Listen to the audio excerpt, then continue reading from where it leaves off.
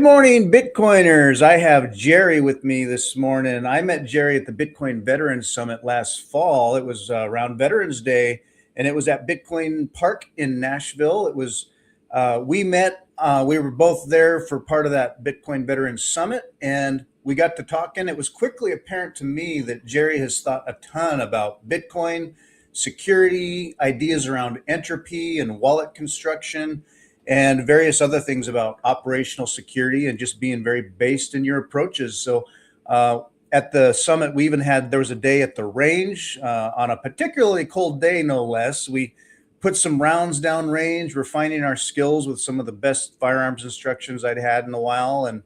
And so that was fun as well. A good mix of veterans and non-veterans, pretty much pervasively Bitcoiners. And it was a good time. You don't have to be a veteran to connect with Bitcoin veterans and see what they do. There's just got a lot of good based information. And then Jerry and I have stayed in touch over the past few months, just chatting occasionally about ideas about entropy, wallet construction, mnemonics, operational security, various other things. And so without further ado, welcome to the podcast, Jerry. Thank you. I'm glad to be here. Looking forward to talking with you. Have you thawed out and warmed up since we got back from that cold range day? It took me a day. Dude, that was an exceptionally cold day, especially for being in Tennessee. It was colder there than where we're both from. So same for me. Like wintertime is cold where I'm at enough. And I thought, a little bit more south and to the east, it should be mild and moderate and warm. Correct. And normally I think it would be, but it was cold. It actually was trying to snow there from time to time. And it was like, oh my goodness, like we're actually going to the range. It's going to be like, it was like 30 degrees or maybe the high 20s actually. And that ground was frozen and crunchy. Yep. And then we got out there and there's a fire going and you're crunching around. You're like, okay, I got to keep my ears and my hands warm. As the sun rose and the ground thawed, that frozen mud turned to some thick clay and we were like clomping around. I think I had an inch of clay on the bottom of my shoes. Yes. So, yeah, that was a very cold day. It was very cold outside of the fire pit. We would go down and do a few different drills and then come back and talk about what we learned or what we're doing next and then try another one. But yeah, the moment you got away from that fire, it was very cold again. And I do think everybody that the day before was like, are you going to the range? Like, are you going, like, I don't know the weather, but I think that the next day was warm enough, at least, or like the roads were good enough to drive. So we made it, Yeah. For people not used to that kind of a thing, it's like, when you have the option in the morning, like you feel like, oh yeah, I would do that. That'll be fun. Mm-hmm. And then when it's time to get up early and it is cold out and you're sitting there and you kind of have that option and part of you is like, oh, I don't need to go. And you make all these excuses like it's warm inside. Mm-hmm. But I've had so many of those, like either through work or otherwise, where it's like, I'm used to like having to go. Like you don't have a choice. Right. Yeah. And so I put it in my head and so instead of making it kind of like a goal that I would go, I just decided, no, I'm going. I'm just going to go. It's going to be what it is. Yeah. And when you first are going, you're like, oh man. But then once you're there, you're fine. So. Yeah. And you've got other people to suffer with. So, everyone's going through it. Yeah. Embracing the suck, as they say. But then it's not suck. It's like, it's actually kind of fun. And then afterwards you're like, I'm glad I did that. That was, well, it's very realistic too, because like, I was bundled up with a couple jackets, like a hard shell, in case it was going to snow or rain, and you're carrying, like for me, I just brought a concealed pistol holster and it was real, like I was having issues trying to figure out how to get all that material away and then draw the pistol from the holster. And I think all of us had some kind of setup. Some guys had more like an open carry style, but you just kind of understand that, like, if I were living here today and this was the weather and this is what I'm wearing and I carry a pistol concealed, then this is how it's going to be, So I think right. getting outdoors and doing things, it's a flat range, and it's, there was some beginners and intermediate in the other group. So, there's safety things going on. It's not like a dynamic range, but it's still outside, so you still get a lot of feedback from the environment. And I mean, that being as cold as it was, I think probably ended up being better training for most of us. Yeah, and you don't get to pick and choose when you want to fight, or Right. when and how you want to be prepared exactly. I mean, there are days where I just have decided, like, okay, I'm just not going to be in that mode today. I'm going to be a sheep today, or whatever.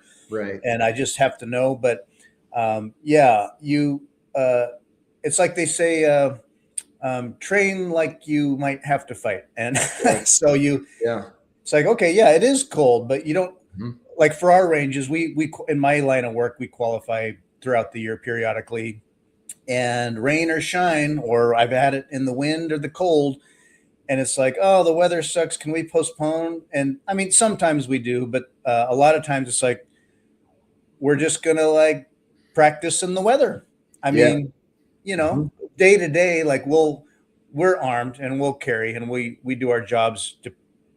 Doesn't matter what the weather is. It's Wednesday. So, yeah, it's sort of like, well, okay. So it's just a day, and you're out and you're armed. And if something happened, what are you going to be like? I'm uncomfortable. I don't want to deal with this right now. Like, no, here it is.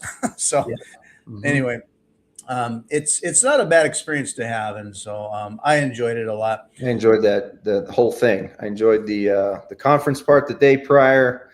There's some pretty brilliant guys in that group. Oh my goodness. Yeah. So speaking to the Bitcoin veterans, and I'll throw this up real quick. This was a Bitcoin Veterans Summit 2025, was a huge success. It really was a good turnout, I thought. And they're planning for 2026, information coming soon. So I guess we'll find out. Well, I haven't clicked on this link yet, but maybe they're planning for something again in November. I guess we'll find out. So you don't have to be a veteran explicitly to participate or attend these events. In the past, they've had podcasts. They've got a feed on their X page. You can find them at Bitcoin Veterans. You can find them on X, and they will post a lot of interesting stuff. They have a pretty regular. Where is it here? They have a space daily, don't they? Sometimes I'm able to. Oh yeah, the daily intelligence. They have their daily intelligence bulletins, and they'll have a lot of news and writings. So they're prolific in writing and idea sharing. I don't know how regular they are on YouTube or on X Spaces nowadays, but they do have them. So like they had one here yesterday. I want to say it's daily, but it may be a little bit slower than that. But there's usually always 5 or 10 guys or something like that. But yeah. Yeah. Interesting stuff. Usually current events, different things related to communications, or, the intelligence bulletin is really good. It kind of covers financial, geopolitics, Bitcoin related, maybe it's financial markets, gold, whatever. Usually things that are kind of relevant to, the Bitcoin interested people. But also being with the military background, a lot of these guys have like an intelligence background. Yeah. Or at least like some kind of ability to gather information and kind of summarize it. And I find it pretty useful. Yeah, it's very interesting. I found out about them and attended, largely connected through, another buddy of mine who is a vet. Like, so I'm not a veteran, but, my buddy was, and just was connected with the Bitcoin veterans. And I just found the Bitcoin veterans information, their sources and the nature of their discussion is just really based, really first principles. And a variety of veterans. I mean, some deployed various places or stayed domestic, but a lot of them, yeah, like you said, connected to intelligence stuff, have a finger on the pulse. Like if you've been in the military or are part of that world at all ever, Mm-hmm. you realize the what's going on in the world. There's like things going on all the times behind the scenes, or inside info or other things that we don't always doesn't always trickle down to the average citizen. Correct. And so you become aware of like world geostrategic stuff going on, and it reframes a lot of people who've been in or come out. They look at the world a little differently, like sort of like the comforts and habits we have here at home have a lot of comforts and things we take for granted. And if you've been abroad or been part of the military, you see that, oh, there's a lot of shit going on, and how you see how it's handled or not handled and other things. Yeah. And it reframes a lot of view on how things can go down. And so it can kind of keep your compass in an orientation that's like, you want to be prepared or paying attention or thinking, and Bitcoin's pretty compatible with a lot of that stuff. Yeah, I would agree. I think there's a lot of overlap between the mindsets overlap a lot. So it's not really too hard to figure out how some of these guys got involved with Bitcoin, or vice versa. When did you come across Bitcoin veterans or connect with them? I think it was earlier not this year, 25. So last year technically, but around this time last year, I don't know how I stumbled on their page. It probably was a suggestion like, hey, if you follow these people, check out these people. So I kind of looked into it. And then I saw that they had some stuff on YouTube, but at the time, at least, it didn't seem like it was being kept current. So maybe they had done a lot of like videos in the past and then kind of fell off on the YouTube side. But I did see they still had the spaces and things on X. Yeah. So that's kind of how I got aware of them. And then, for me, I've been looking more into Bitcoin and kind of the whole ecosystem, I guess, more in the past, 18 months, 12 to 18 months. And getting more involved on my end, at least, of like trying to figure out how does all this stuff work and what is this thing, and then I saw that they were having this meetup, and I thought, like, I don't have much community in terms of Bitcoin where I live, like we're just not that many people. Yeah. And then here's a veterans organization, which I've in the past, it kind of comes and goes, where it's like I would like to get more involved with the veterans community in whatever way that might be. There's a ton of needs in that community, and it's a community that, like, you were at this conference. I mean, you just don't get that kind of feeling anywhere else. Like you not hear people speak the way that these people do. There's kind of like this unspoken connection. It's very easy to feel it out. Like you can go into any room, and if you're there listening and talking, you can be like, oh, I think this guy's probably a vet. Like there's just this kind of thing there. So anyway, I wanted to get more involved with that, and I was like, well, this thing is both. This is two of my kind of current interests. That are well, the veterans thing has always been there, but so anyway, so that's how I found them, and then I just kind of on a whim, I was like, I have the days off, let's just go. So I did. Yeah, that was similar for me as well. And yeah, the timing was right. I hadn't been to Nashville, and I was like, it's at Bitcoin Park. This will be great. And it was different when you think of like, because I've been to a few different kinds of like Bitcoin conferences and meetups and things. This one had a different vibe, a different flavor. Like everyone who was there, like a lot of these places, you get a real mix of like this, it can be the companies or the suits or different perspectives, different slice of people. And yeah, the Bitcoin Veterans Group, like I've said, it's just a lot of on the mission, Mm-hmm. based first principle stuff, thinking from just the core level foundations of how you approach life, and then integrating Bitcoin with your approach to Bitcoin. So, Yeah. so we got to talking, and so we were, I was there showing some of the MicroSeed stuff and how you might take self custody. You Yep. have thought a lot about, you yourself, as you not just take self custody, but at the beginning, people often think, oh, um, when you start on Bitcoin and you get a wallet or you get off zero, and you do that through an app, or you have software or a service that very easily, naturally generates a wallet or a seed phrase or whatever your address is for you. Yeah. And so you can see how that works, but they're often generated for you, and it's sort of just magic, and you understand it's math.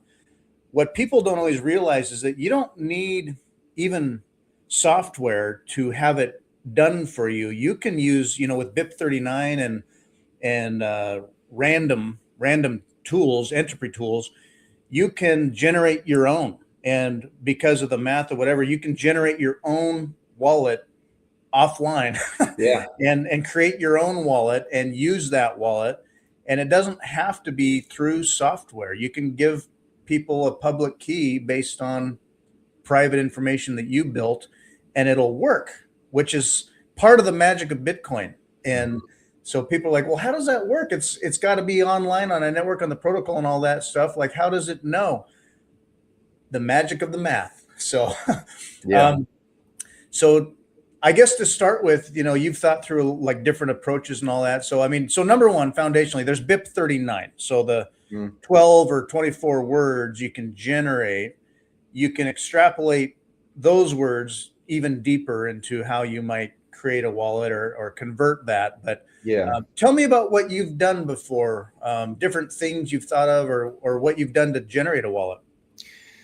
Yeah. So, the more that I kind of got into this and I was seeing, the characteristics of like what it is or what it could be, this bearer instrument that you can hold yourself, that you can take across a border wearing nothing but a t-shirt if you have to. You don't have to have anything in your hands. Technically speaking, you can carry it in your head, right? Yeah. Which is probably a dangerous strategy long term, but for a short term, high risk, like you can do this. Yeah. But I was like, okay, so all of those things, let's say that they're true, and I still need to look into that. But like, what is this, and how is it secure?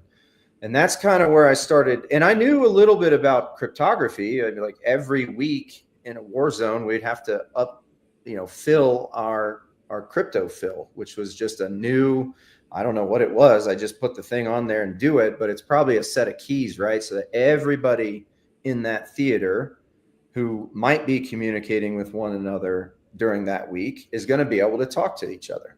And I also knew that if you were stranded, like you're in a survival scenario and the week passed and now your keys have been replaced, like, guess what? Those guys that go on a rescue, they need to be back on your keys. They need to have your crypto fill. So anyway, I kind of knew like it's secure, but I didn't really know how. So going down that path, I kind of understood like, okay, this is how you take entropy, and then from there, Bitcoin basically deterministically derives everything down the branch. And you can go onto websites like Learn Me a Bitcoin or other things and kind of see it step by step. Like, here's what we start with, and then we do this, and then we branch into that. And it goes all the way down to basically the public key, right?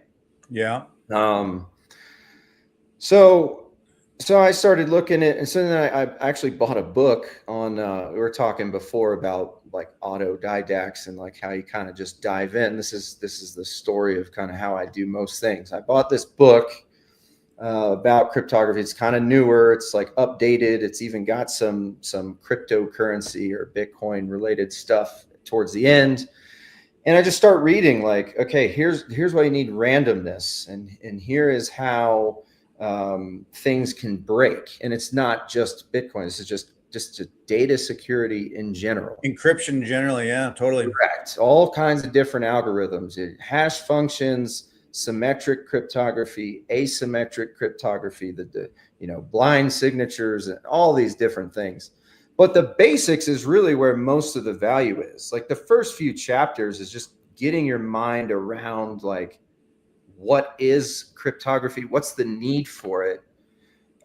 Basically, it's just data security when it has to go through an open channel. If you're a military general in World War I, you were using some form of communication all the way back to the days of Caesar, right? Oh yeah, they were using ciphers, and I mean there are ciphers that are named after generals, Caesar methods. Caesar cipher. During the Revolutionary War, George Washington and the British generals had ciphers that they would tweak and change, and they were constantly playing this cat and mouse game, trying to, because you've got your messengers sending things on paper or remembering stuff, whatever. Yeah. Scrolls, and then code, code books and all kinds of this stuff. And back in the day, they were doing it on, ink and paper and running this stuff, but they had ciphers way back in the day. Yeah. And if they get caught, you need that thing to be unbreakable. And if the runner doesn't know what it means, they're just transporting a cipher, they can't reveal it. And if your cipher is strong enough, if your algorithm that you make this thing with is strong enough, then, the enemy could know everything. It could even know, how do you construct ciphers? Like, what methods are you using? But without the secret key, they're not going to have anything. That's if your cipher is secure, right? Yeah. And so I'm kind of I go off track sometimes. Is how my this is not off track. This is what we're talking about. This is all good. Yeah. So I heard an interesting story where one good turning point in the Revolutionary War was that a British messenger had gotten captured, and either he had a code book or he had enough of messages that George Washington was able to decode the British cipher for at least a period of time in the war, and then they could read British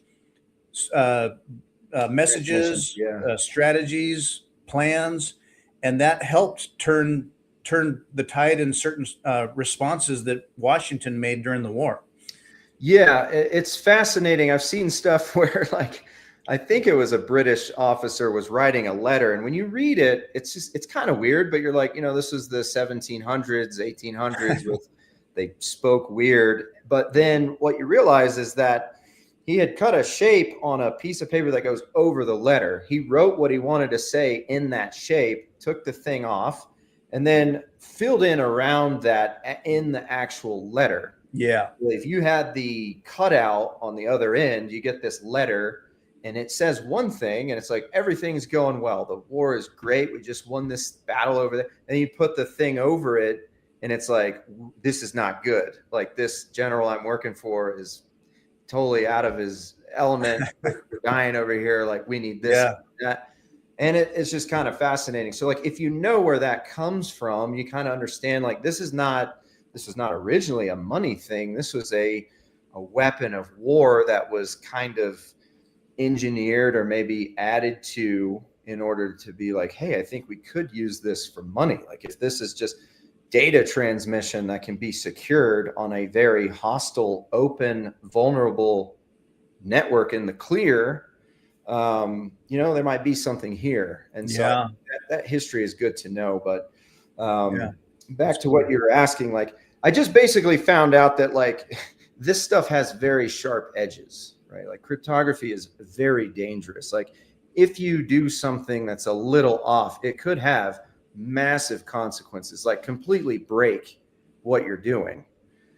And then, reading more about, like, okay, so we start with random numbers, and then we use these cryptographic algorithms that expand that randomness, but basically make it larger and faster, because we need a lot of pseudo-random information to be able to work the next phase of this cryptographic process that we're going to do. You learn that, like, that's the weak point right there. Like, this cryptographically secure pseudo-random number generation process has been targeted in the past.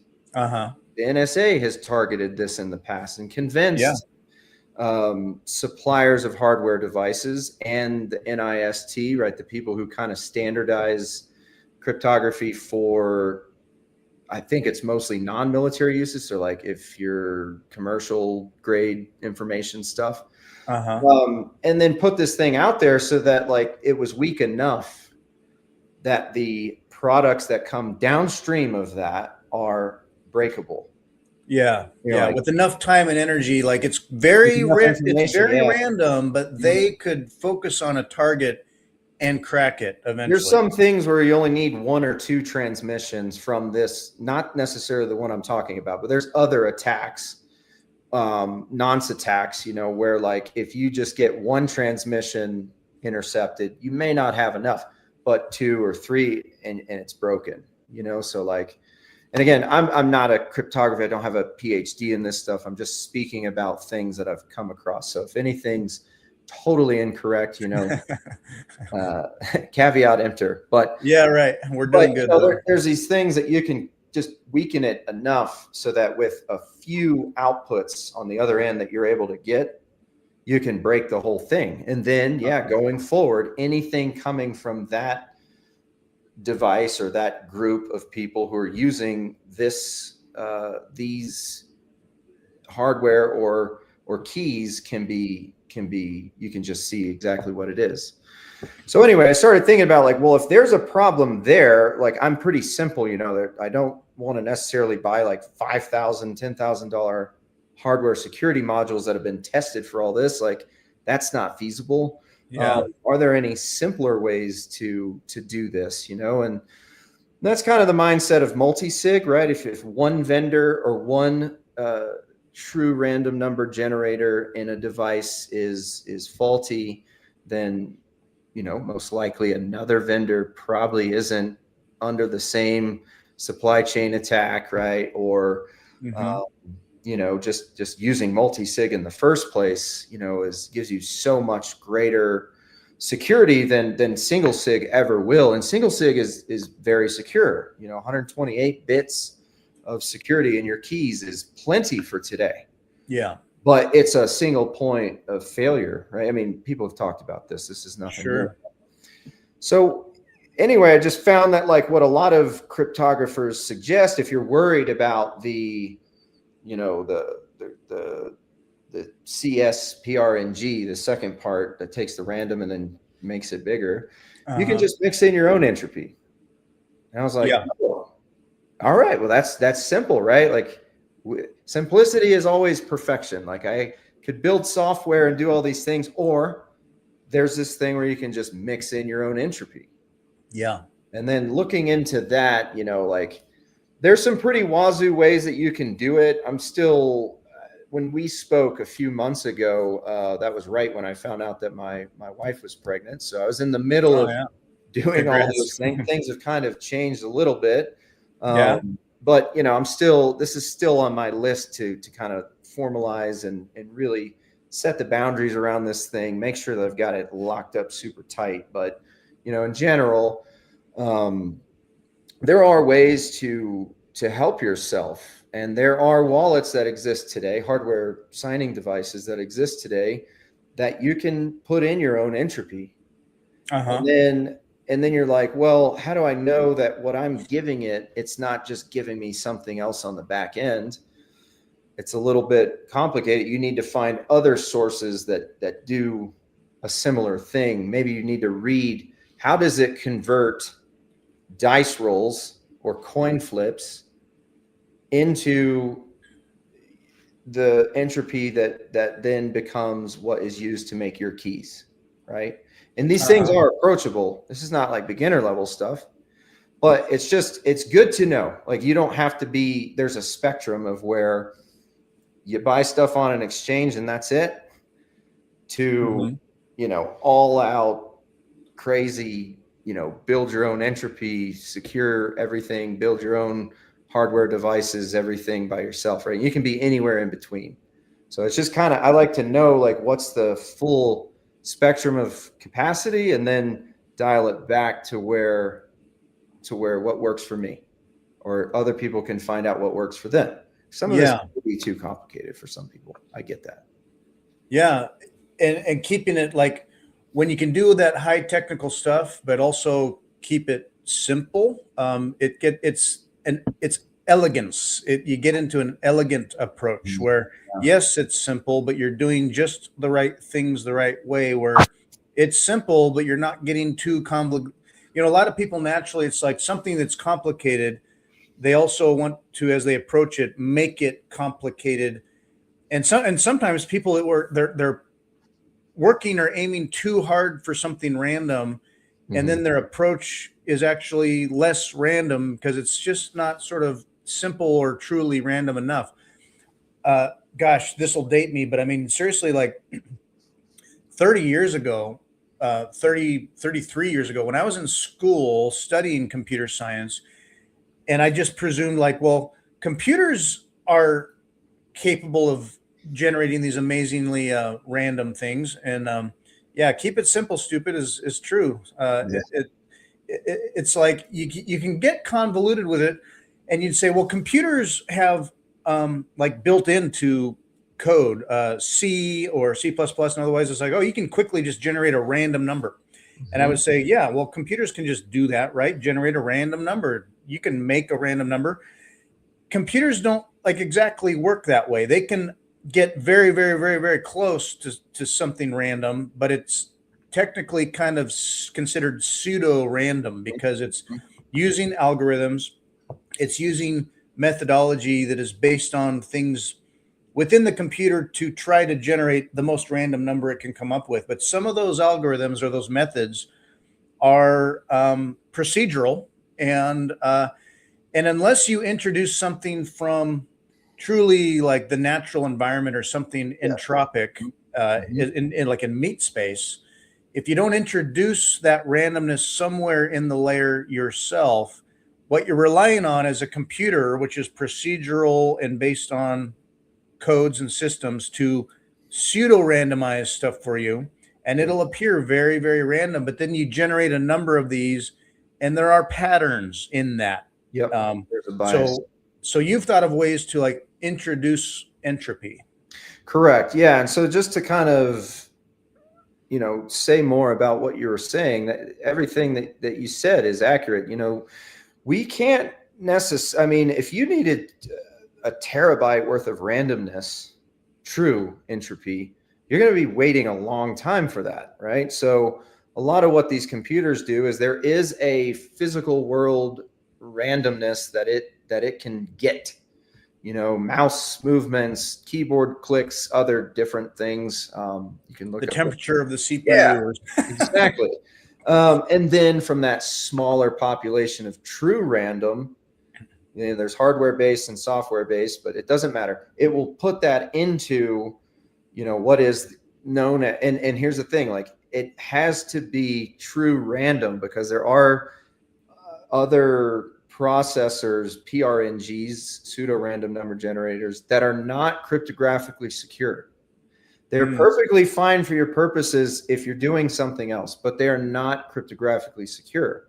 So again, you have these sharp edges where it's like, oh, I can just use a computer. It's like, be careful, know what you're doing, because if you use the wrong algorithm in the second step, everything beyond that is done. Garbage in, garbage out. So your results will be weak. Somebody's going to break that and take everything you have.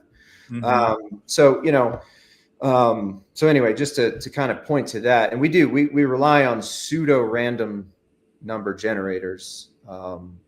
That's just the way. You can't really have this stuff at scale without that. But even though it's pseudo random, it is cryptographically secure. Even though we know it's not perfectly true random, it is good enough that it is computationally unbreakable under these assumptions, right? Right. A lot so of that's good for 99%, say, of our regular stuff. But when it gets down to your private key for your Bitcoin treasury, that's maybe one point of failure that you want to ensure is absolutely entropically rock solid. If these are your crown jewels, don't you want to be sure of what the hell is going on? Like, you want to just buy a device and then just press a button and then it tells you what your keys are. I mean, Right. granted, yes, it's probably legit, you know, but do you know? I don't know. So there Yeah. are methods of adding your own entropy. And so like I know of a few, like COLDCARD can allow you to roll dice. I think it's 100 dice is technically over 256, and then they'll truncate it down. Seed Signer does dice rolls as well. Seed Signer also, you can take, they make these plastic pieces that have all the BIP 39 word tile. They're word The big tiles. pill bottle. Yeah, one word on each side. You mix them up. You pick one. You write it down. I was looking for that online, and I'm trying to see where I could direct people to the pill bottle. But their Seed Signer is really good, where you got to go to their store. So he has a different store than Seed Signer. You see if he has like hardware. Try hardware, and then it might direct you to a different store somewhere. You can build your own device. Build your own. Yep, that's pretty cool. Yeah, I saw Seed Signer at the Portland conference last year, and the awesome guys. They had the pill bottle. Yeah, it's crazy. Like anyway, I'm when looking you think for of it, what but that pill bottle can do, and you really understand this stuff, that is where it blows your mind. This cheap little 3D plastic printed stuff. Like what you can do with that. I mean, it doesn't have to be Bitcoin. You could get 256 bits of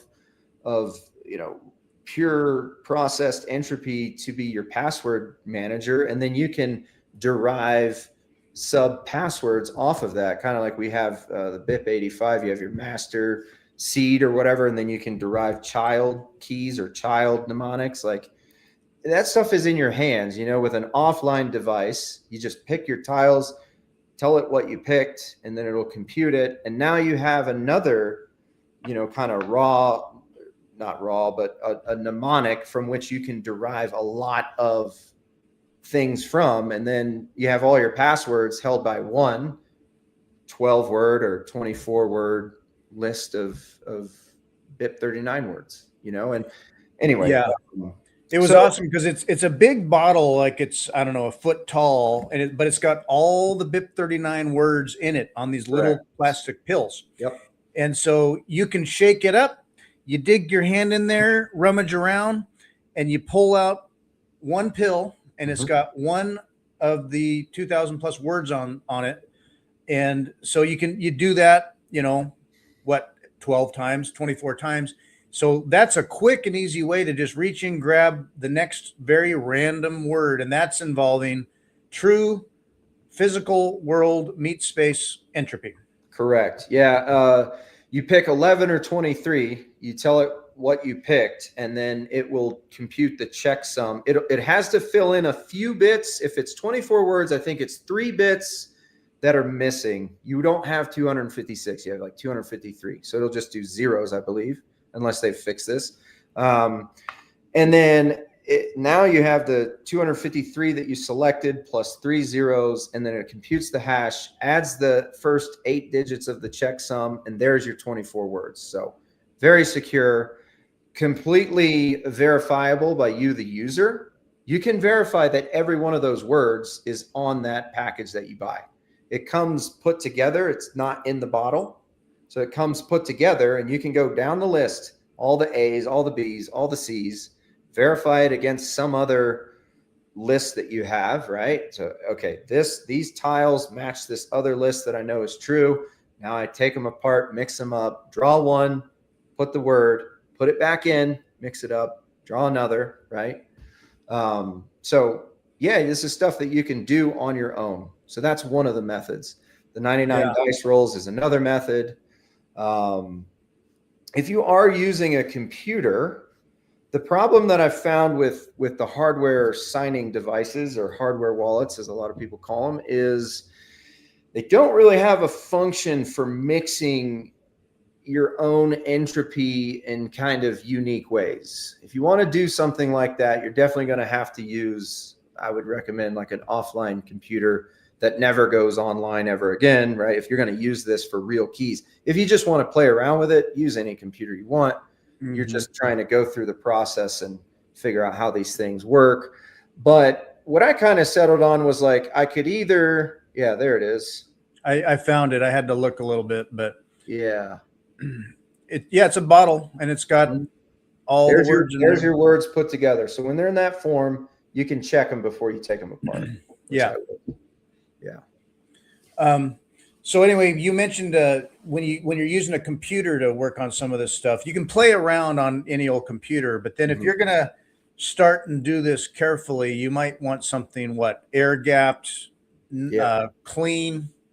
You're not going to connect it later, maybe, or you're going to clean it before you reconnect it. Yeah, I mean, there's different mindsets. Some people have keys on computers that they actually use. I think, and even like obviously in the early Bitcoin days when none of this stuff was very valuable, I don't think people really cared too much. Yeah. But, I mean, if you really know what you're doing and you feel comfortable, by all means, I wouldn't recommend it. Having a hot computer, anything that's ever going to go online ever again. But, again, there's a spectrum. Like, do you want a Windows device or like a Linux OS? Probably Linux, right? And then maybe Tails, an ephemeral Tails boot system, and then get in there and then do the things you need to do. And then when you're done, all that RAM, erases, and over time it's fully erased. Like there's a point where it's like, oh, it could still be there. They grabbed your computer or whatever, but essentially it goes away when you're done with the session.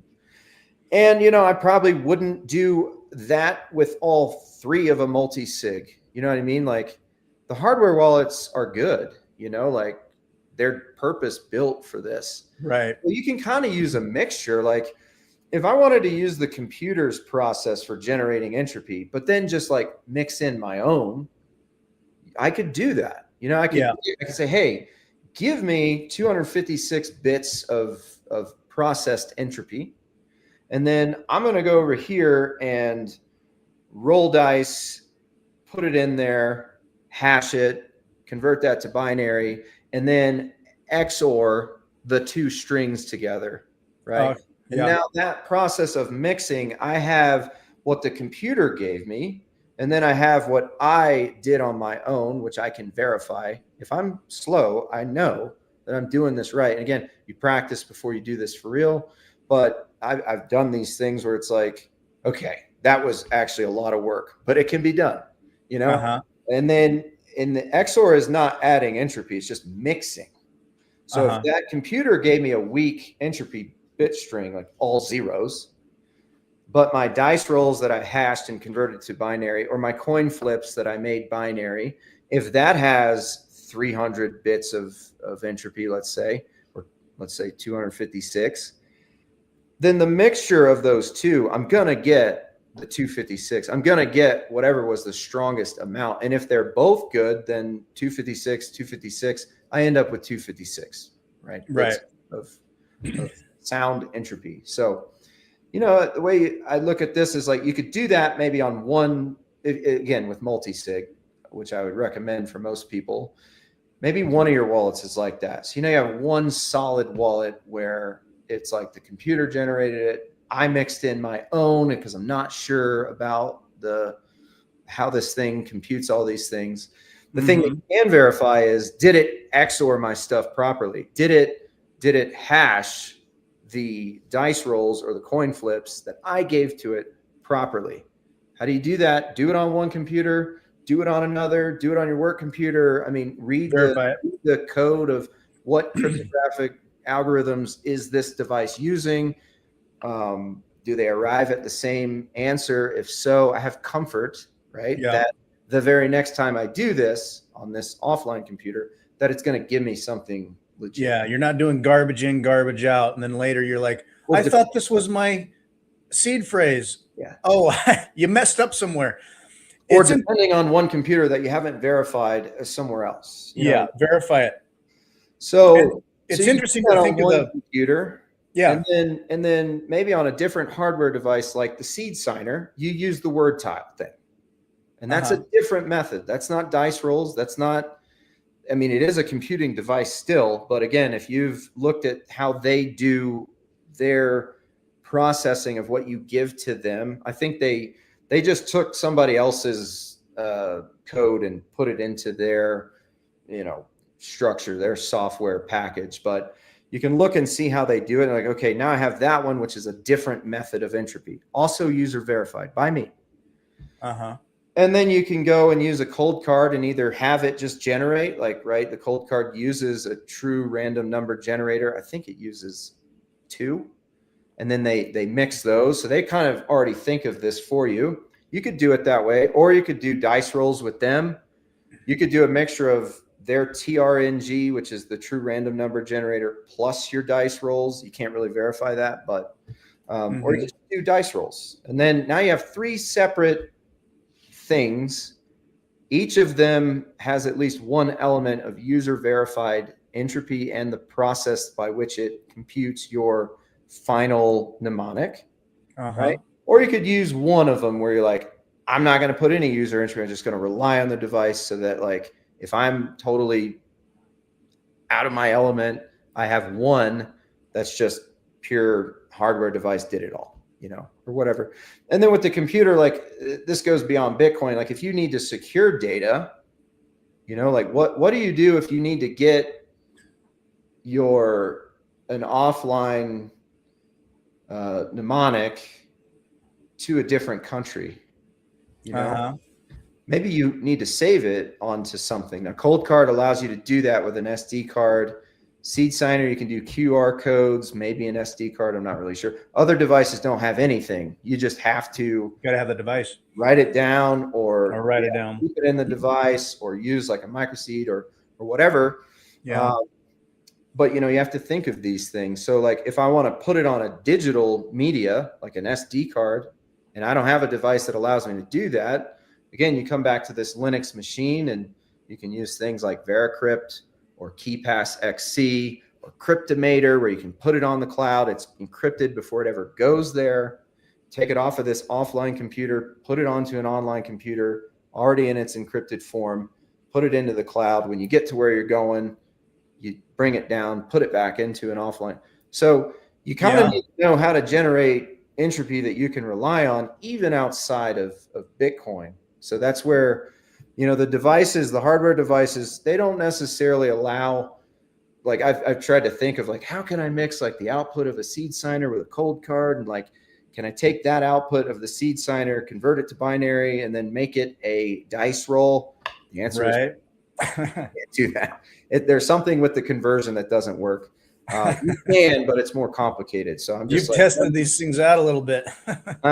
You've worked on these things a little bit yourself. I'm trying to figure out where the edges are. And again, I don't think even for me that I'm going to use some of these things, but I do find value in knowing where the edges are.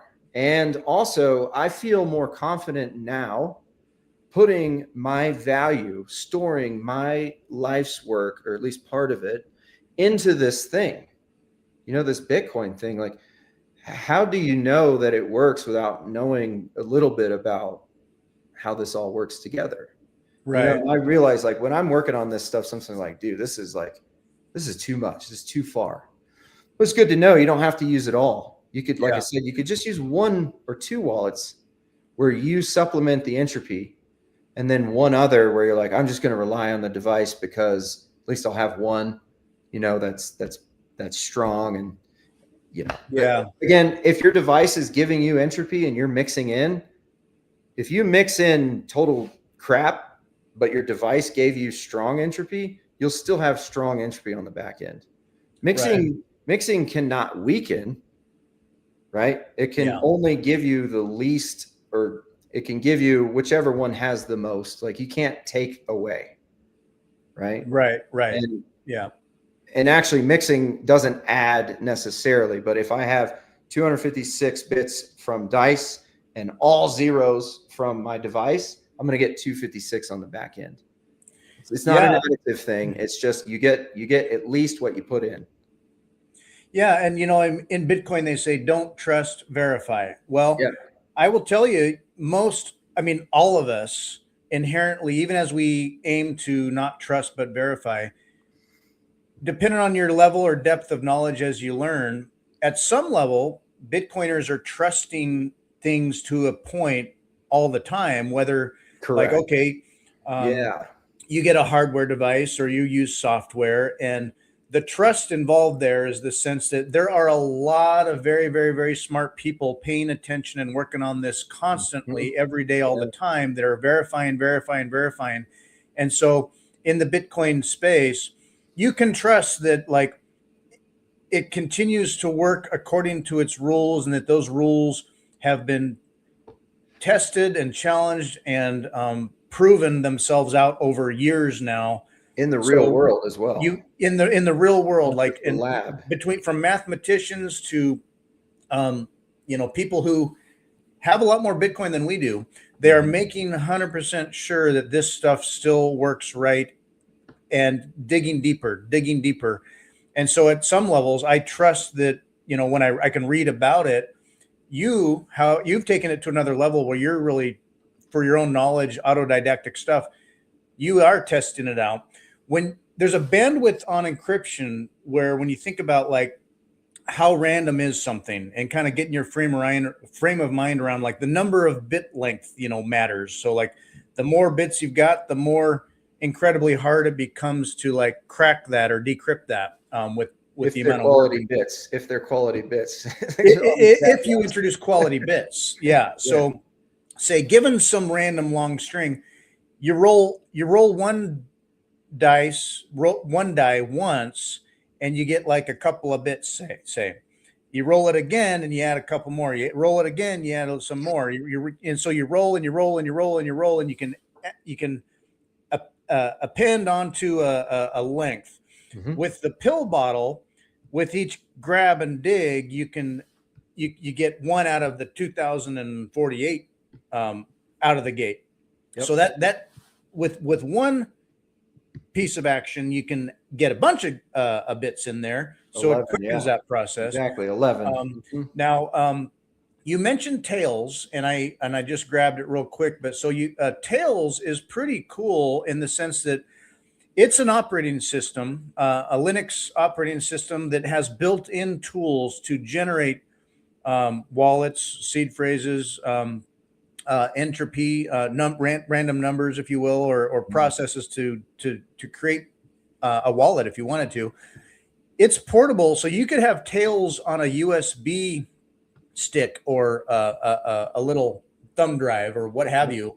Mhm. So you could travel with Tails, and you could get to where you're going and load it up on whatever device, and then you've got not just an operating system, but all the tools to encrypt and decrypt as well. So it's a Yeah. good tool for Bitcoiners.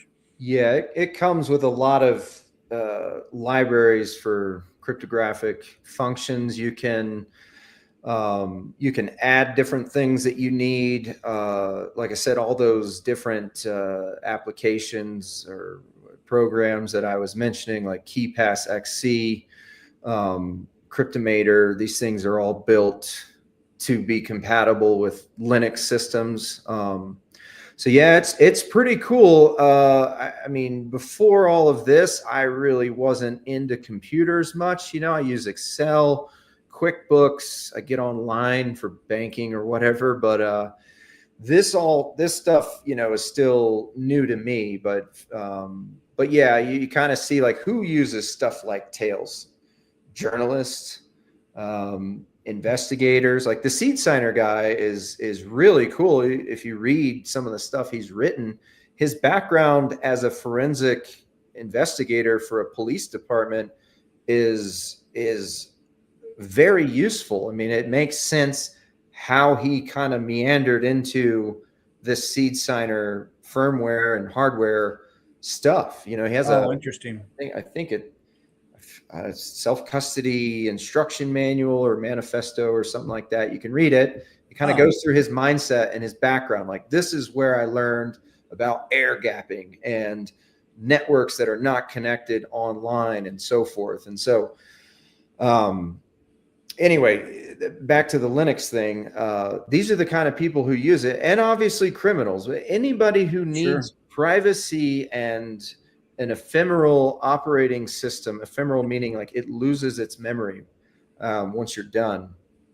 So yeah, Linux, Tails specifically, there's other, Unix and cubes and all these things that are way outside of my knowledge base. But if you're going to use it offline, I think Tails is probably it might be the best, like go ask your local computer nerd for the exact answer. But if it's never going online, especially, like it's a pretty powerful way to do it, to have, if you're going to use a computer, which is just a hardware computing device. It's just got way more power and way more functionality. You can play with it, like, and again, beware, because tread lightly, because cryptography is very dangerous. I try to use things that already exist, right? Like I didn't invent the dice rolls. I didn't invent the 11th word, and then they compute the next one. I'm trying to use things that already exist, but put them in a sequence that you can understand and that you can verify, right? I'm not making any of this stuff up. I never would, because it is very dangerous. But if you want to play around on a computer and just say, hey, I had this idea. What if I could, concatenate two 256-bit strings and then hash those and then truncate down, and then I could actually see by myself, I could tell it what to do. I can watch it go step by step into the private key, which derives the public key. Wow, that's cool. Learn I don't how it works and do that. It's again like very, very sharp edges, but you can, and this will help you to learn. Yeah, learning the mechanisms of how this works and continues to work as you go one direction with it. Does it translate forward? Can it still read its way back with public private key stuff? It's interesting stuff, and you've done the real deep dives on it. What I love about Seed Signer is I don't know if I'd call them a nonprofit or not, but they operate largely on donations, and they're building the tools to make available. And yes, you can get their Seed Signer product, but they they'll take donations, and they tell you straight up where it goes. Nick, the lead maintainer, Keith, lead developer, Gene, coding, testing support, Easy for UI and UX, and Jay for web development. And I met these guys, and their mission really is just to educate people and make sure people can do randomness and take self-custody with a private key or seed phrase that is truly bomb-proof. And that's their mission. And that's what I love about them. Yeah, a couple things with that. What I've found in this space is that the free and open source stuff is bar none. It is the best. It is the most forward leaning. That's where you find the best creation and evolution of this entire ecosystem. I understand people in the space, if you're making a hardware wallet or whatever, and you're trying to build a business, that obviously can't be free and open source. But I find the most creativity and the most powerful evolutionary things coming out of that side, and yes, the guy who started that, he can put your hardware together. He can source the Raspberry Pi for you and the camera, and he can put it all together. He can send it to you individually. He makes the 3D encasements. He makes those word tiles and things. He's got kind of a hybrid mix, but at the root of it, all his firmware and all the things that you need to actually use this stuff on the digital side is free, and he's using stuff that other people made, like that 11th and 23rd, 12 and 24th word process. Like I said, I think that was invented prior to him, and then he just took it and integrated it in. It's beautiful. Like Liana Wallet is a thing that you can use for self-custody and especially inheritance, or if you're a business that holds self-custody Bitcoin and you need mechanisms to, if there's an argument or there's something goes wrong, a way to get to settle this thing out. Like Liana Wallet is is very forward leaning with the technology we have. There's some things that I wish it could do better, but we're just not there yet. But that's a free and open source platform, software wallet program. And it's like, this is brilliant. Like, this is really cool stuff. So with the free and open source stuff, like, I know you're not going to make millions doing that, but it really moves the ecosystem forward. And I think I appreciate that aspect a lot, because you can read the code, you can try to make it better, or suggest things and see if the developers will put it in. I think it's beautiful. Liana wallet. I have not used this. I've heard of it, but so I just had to look them up here. Well, this could be a good time. We could transition from Entropy to maybe kind of self-custody or sure, yeah, wallets and things. So you've done your Entropy part. You've got your private key generated, all that. You get your Bitcoin, and then you want to take self-custody.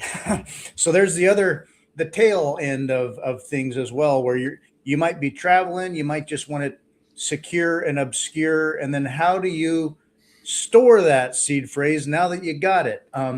You can probably remember it. I've talked to some guys I met one guy in El Salvador a few weeks ago. He was way into just the brain wallet thing, and so he had mnemonics and things that he did to memorize his wallet, so that not that he didn't have a backup somewhere somehow, maybe, but he liked knowing that he just knew it and could travel and do anything and always have it, and he'd memorized it. So anyway, your thoughts on that? There's kind of these pillars that they kind of bubble up. The first one being, like, you need strong entropy that you can verify in order to do everything that comes after, which essentially derives your private and public keys. That's what's on the blockchain network. That's the thing you're accessing. That's the thing you're trading back and forth. So that's one pillar. The other pillar being, I want to self-custody this stuff, or else, in my opinion, it just has you can get exposure, but it just has not as much value as it really has unless it's in self-custody. But what you realize is that, like, oh crap, now I have to figure out, like, how do I custody this thing? How am I going to use multi-sig, single sig plus a passphrase, multi-sig where it's 2 out of 2 or 2 out of 3 or 3 out of 5? What about inheritance? This is where the whole thing gets very complicated very quickly, and you kind of have to walk through those things and answer it for yourself, right? And so that's self-custody. And then the third pillar, which is related, is kind of like key management. Right? So I have keys, maybe they're stored on a hardware wallet, or let's just use multi-sig. That's just easier. A few hardware wallets. And then I need backups in case those hardware wallets fail. All right, the screen gets cracked, or they're crushed, or an EMP, or I just lose it, or this house this house burns down, or I'm in another country and all my stuff is there. How do I access it? I'm in a country, I'm in Minneapolis, and I need to get the hell out of here. Like, how do I bring all this stuff? Do I drive all around the state where I have these things, or like, what do I do? So that, and then key management is like, okay, I have the primary stuff, but I need backups against all those things that we just talked about. So with key management, like, there's a lot of professional organizations that this is what they do every day. Home Depot has some IT, a big bunch of IT people keeping all their data secure. Every bank has this, Amazon. So you can kind of like look to those people, or like the NIST, they have a whole bunch of sections on key management. Again, you need to figure out what's good for you. Those people have resources, thousands of personnel, right? Like, they can segregate key ownership and storage and access way better than an individual or even a family, right? So you kind of have to like Mhm. figure out what works for you, but you can look to them because these are the professionals, like they are way up here. And then you can kind of tailor that to yourself. Uh-huh. Back with Leanna, the thing that they do is you can set up a bunch of different methods. I believe that you can do single sig, you can do multi-sig. You can, but what they really do is they use Taproot with the mini script. So you can kind of design your own sort of thing that plays out. So for instance, one example is maybe I want a 2 of 3 multi-sig for primary access, but I want a fourth wallet that belongs to one of my heirs. Let's say my Gotcha. primary heir is my wife. Uh-huh. She can set up her own wallet however she chooses to do that. She can open it, say, give me a key, boom, and then give me the XPub. I can put it into this software. So I have the 2 of 3 primary, and then hers is like an inheritance thing. Uh-huh. The 2 of 3 operates at all times while, let's say it's got a 12-month time lock. So for 12 months, this UTXO can only be moved with 2 out of the 3 keys. Uh-huh. Just like normal. After 12 months, this wallet can take that UTXO and move it at any time. Mm-hmm. And the 2 of 3 still works. It's not like we cut those out. Like if you know, were gone or something, you come back, like your stuff will still work. They can't freeze out the original. But Right. it gives you this option of inheritance. And it's the things you can do with this are beautiful, like so much more flexibility. And because it's using like Taproot mini script, only the primary thing is revealed. And I also believe that with Taproot, if you have multi-sig, it looks like a single sig. So it's smaller fees. It doesn't reveal that this is a multi-sig. It's just like, this is the primary spending path. Right. And that money gets moved. If your wife does it, then it reveals that spending path as well. Uh-huh. So there's a little bit of on-chain stuff that can happen, but again, you're only using that fourth wallet if you need to. So, and there's other functionalities that you can do. They talk about how, like, say it's 2 owners of a business, then they have a dispute. Maybe there's a third wallet that can come in and resolve a dispute after a certain time. Sure. Or whatever. There's decaying multi-sigs where it's like 3 out of 3. After 6 months, it's 2 out of 3. After that, it's 1 out of 3. And then here's a spare that also works. You know, you can kind of design it however you want. The only problem I see with it is that you have to refresh those time locks.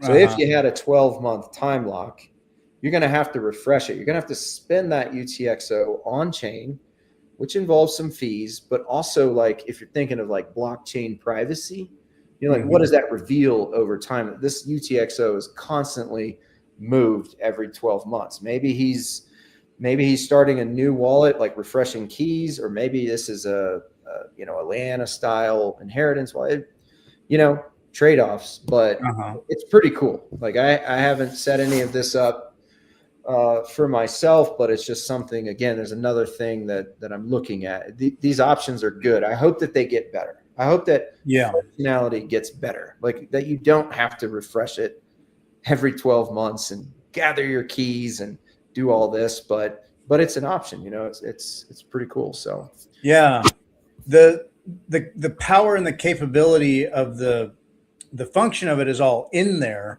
but in a lot of cases it's the UI or the tools involved to help people do that are still coming together. And then when you set these things up too, you kind of have to realize that you may have set up one amazing amount of great entropic security on one part, but then you incorporate another, reach into that, and it's like your overall security is as strong as the weakest component. So so you have one rock solid thing, but then you make it a little more flexible or some inheritance thing, and you add a thing. If you add one layer to it and that part is weak, you may have compromised, your strongest security. So it's good to be mindful of that, but the capability is all there. And I mean, probably most Bitcoiners, you get on the path, you start building up your treasury, if you will. And then there's always that question of, oh, like if I were to get hit by a truck today, um, like there's some basic conversations to have with who you trust, whether that's your wife or your family or whoever, in terms of like, someone who may not be as technical, or you don't necessarily want what all of your time and life's work to have been lost or locked away, and it's like, dang it, dad has a bunch but we don't know what to do. Yeah. So there's so much to be said about strategy and approaches with having that security, but then allowing that to be accessible by those who may not be at the level you're at. Mm-hmm. And so you can provide that access, but sort of with conditions or Yeah. at a point in time. Yep. And maybe they have instructions, but it's not like, well, I just compromised my security because my wife has a copy here. Mm-hmm. There's stories where, like father and son had their treasury stacking together, and then security was good, and then dad, out of convenience, copied and pasted something onto the cloud just to do something quick and easy, temporary or whatever, and it screwed it all up. Or Yeah. they got scammed, they got hacked. But anyway, these are you can go down all kinds of thought experiments and approaches on security on how do you do this, and it can get sticky. With the tools, it could possibly be done, maintain the security, but with the usability. Whenever you incorporate people into the mix, Yeah. those people are vulnerabilities or potential risk. But then at the same time, you would want your wife to be able to access something that's important. So Yeah. Implementation of these things is where it all falls apart, right? Like you can understand the mathematical security of a cryptographically secure algorithm. You're like, this is unbreakable. It's like, well, if that were true, why do we have so many hacks? And why do we, why are all these problems? Why do I see problems? it's sad, and it's sad and cringe. And then you hear so many stories and it's like, oh no, it's because people put a lot of work into it. And then they just did one wrong mistake, or they were just I'm going to refresh this thing and move it one time. Oh, yeah. And every little transaction I do like that, every time I'm making sure, okay, I've done this a dozen times, but every time I do it, I'm making sure I've got the proper time and the space and my wits about me, and then I'm not in a rush, and I'm going to follow my process and then confirm it. And then there's always that little bit of pucker factor, but it's like, yeah, I've done this 100 times, but I'm going to do it again carefully. Yeah, I couldn't agree more. I mean, there's things in people's lives where they understand like how serious this is, or at least if you're paying attention, like you run across these things. This is one of those things, like this is where you need to stop and think, like when you're moving stuff around, or again, a lot of the things that I do, I mostly just test them on paper. I mean, I'll draw figures and arrows, and like if that thing got cut out, what's my recovery still look like? Or it's all doing this on paper before you implement anything into the real world is very important. Like people say, oh, like self-custody isn't that hard. And it's like, on the one hand, no, it's not. But like our ecosystem is not quite where it needs to be.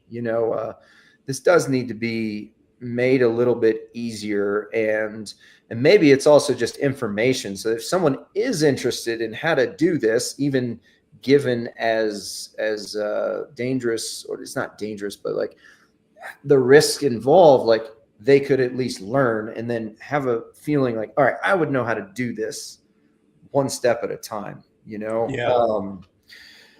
There was something else that you said. Now I can't remember, but yeah, I agree. Oh, what I was going to say is you got to like try this, or like try explaining this to your wife. And then you're going to realize like, this is not approachable. Yeah, I could I've been give, there. I could give word for word instructions, but the moment I tell her, hey, go over here, download Sparrow Wallet, check the signature, right? And check the checksum, make sure that and she'd be like, what? And I tell her, like, this is how you do it. This is how you verify that this app came from the guy who invented it, whatever.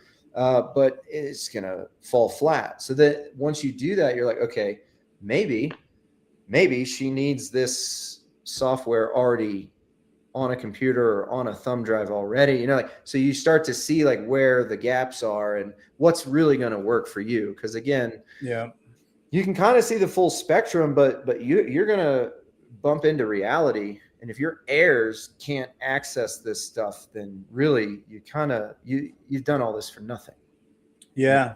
And you're going to have to take risks. There's some risks that you just cannot eliminate. You're going to have to live with them. Like, I could make this better. I could make this more secure. But my siblings and my children and my wife and my family, they can't figure it out. So we're going to have to live with some gaps, like. So yeah. And what's nice to know is that you can do this all by yourself with your own processes that you've chosen and elect to do it. Correct. In a variety of ways, however you want. Yeah. Now, ultimately, good, bad, or indifferent, I do imagine a lot of people that have Bitcoin, however they have it, a lot of folks with Bitcoin out there are inherently, they're going to rely on trusted third parties, or whether it is an exchange or at some level, a company or a broker or an attorney or some sort of neutral trusted third party, or the bank with the safety deposit box, whatever. At some level, a lot of people will probably fall into a trusted third party. Now, maybe that third party can be very trusted, but it is nice to know that people can do this all by themselves. Now, with my wife, and I totally relate on that, where I do all this work and thinking and set things up. But then I think, okay, if she were to ever need to access it too in some way, like, she can do passwords and she can manage software, but boy, I'd have to lay out a lot of like sort of steps or things, or have her have done it once. Yeah.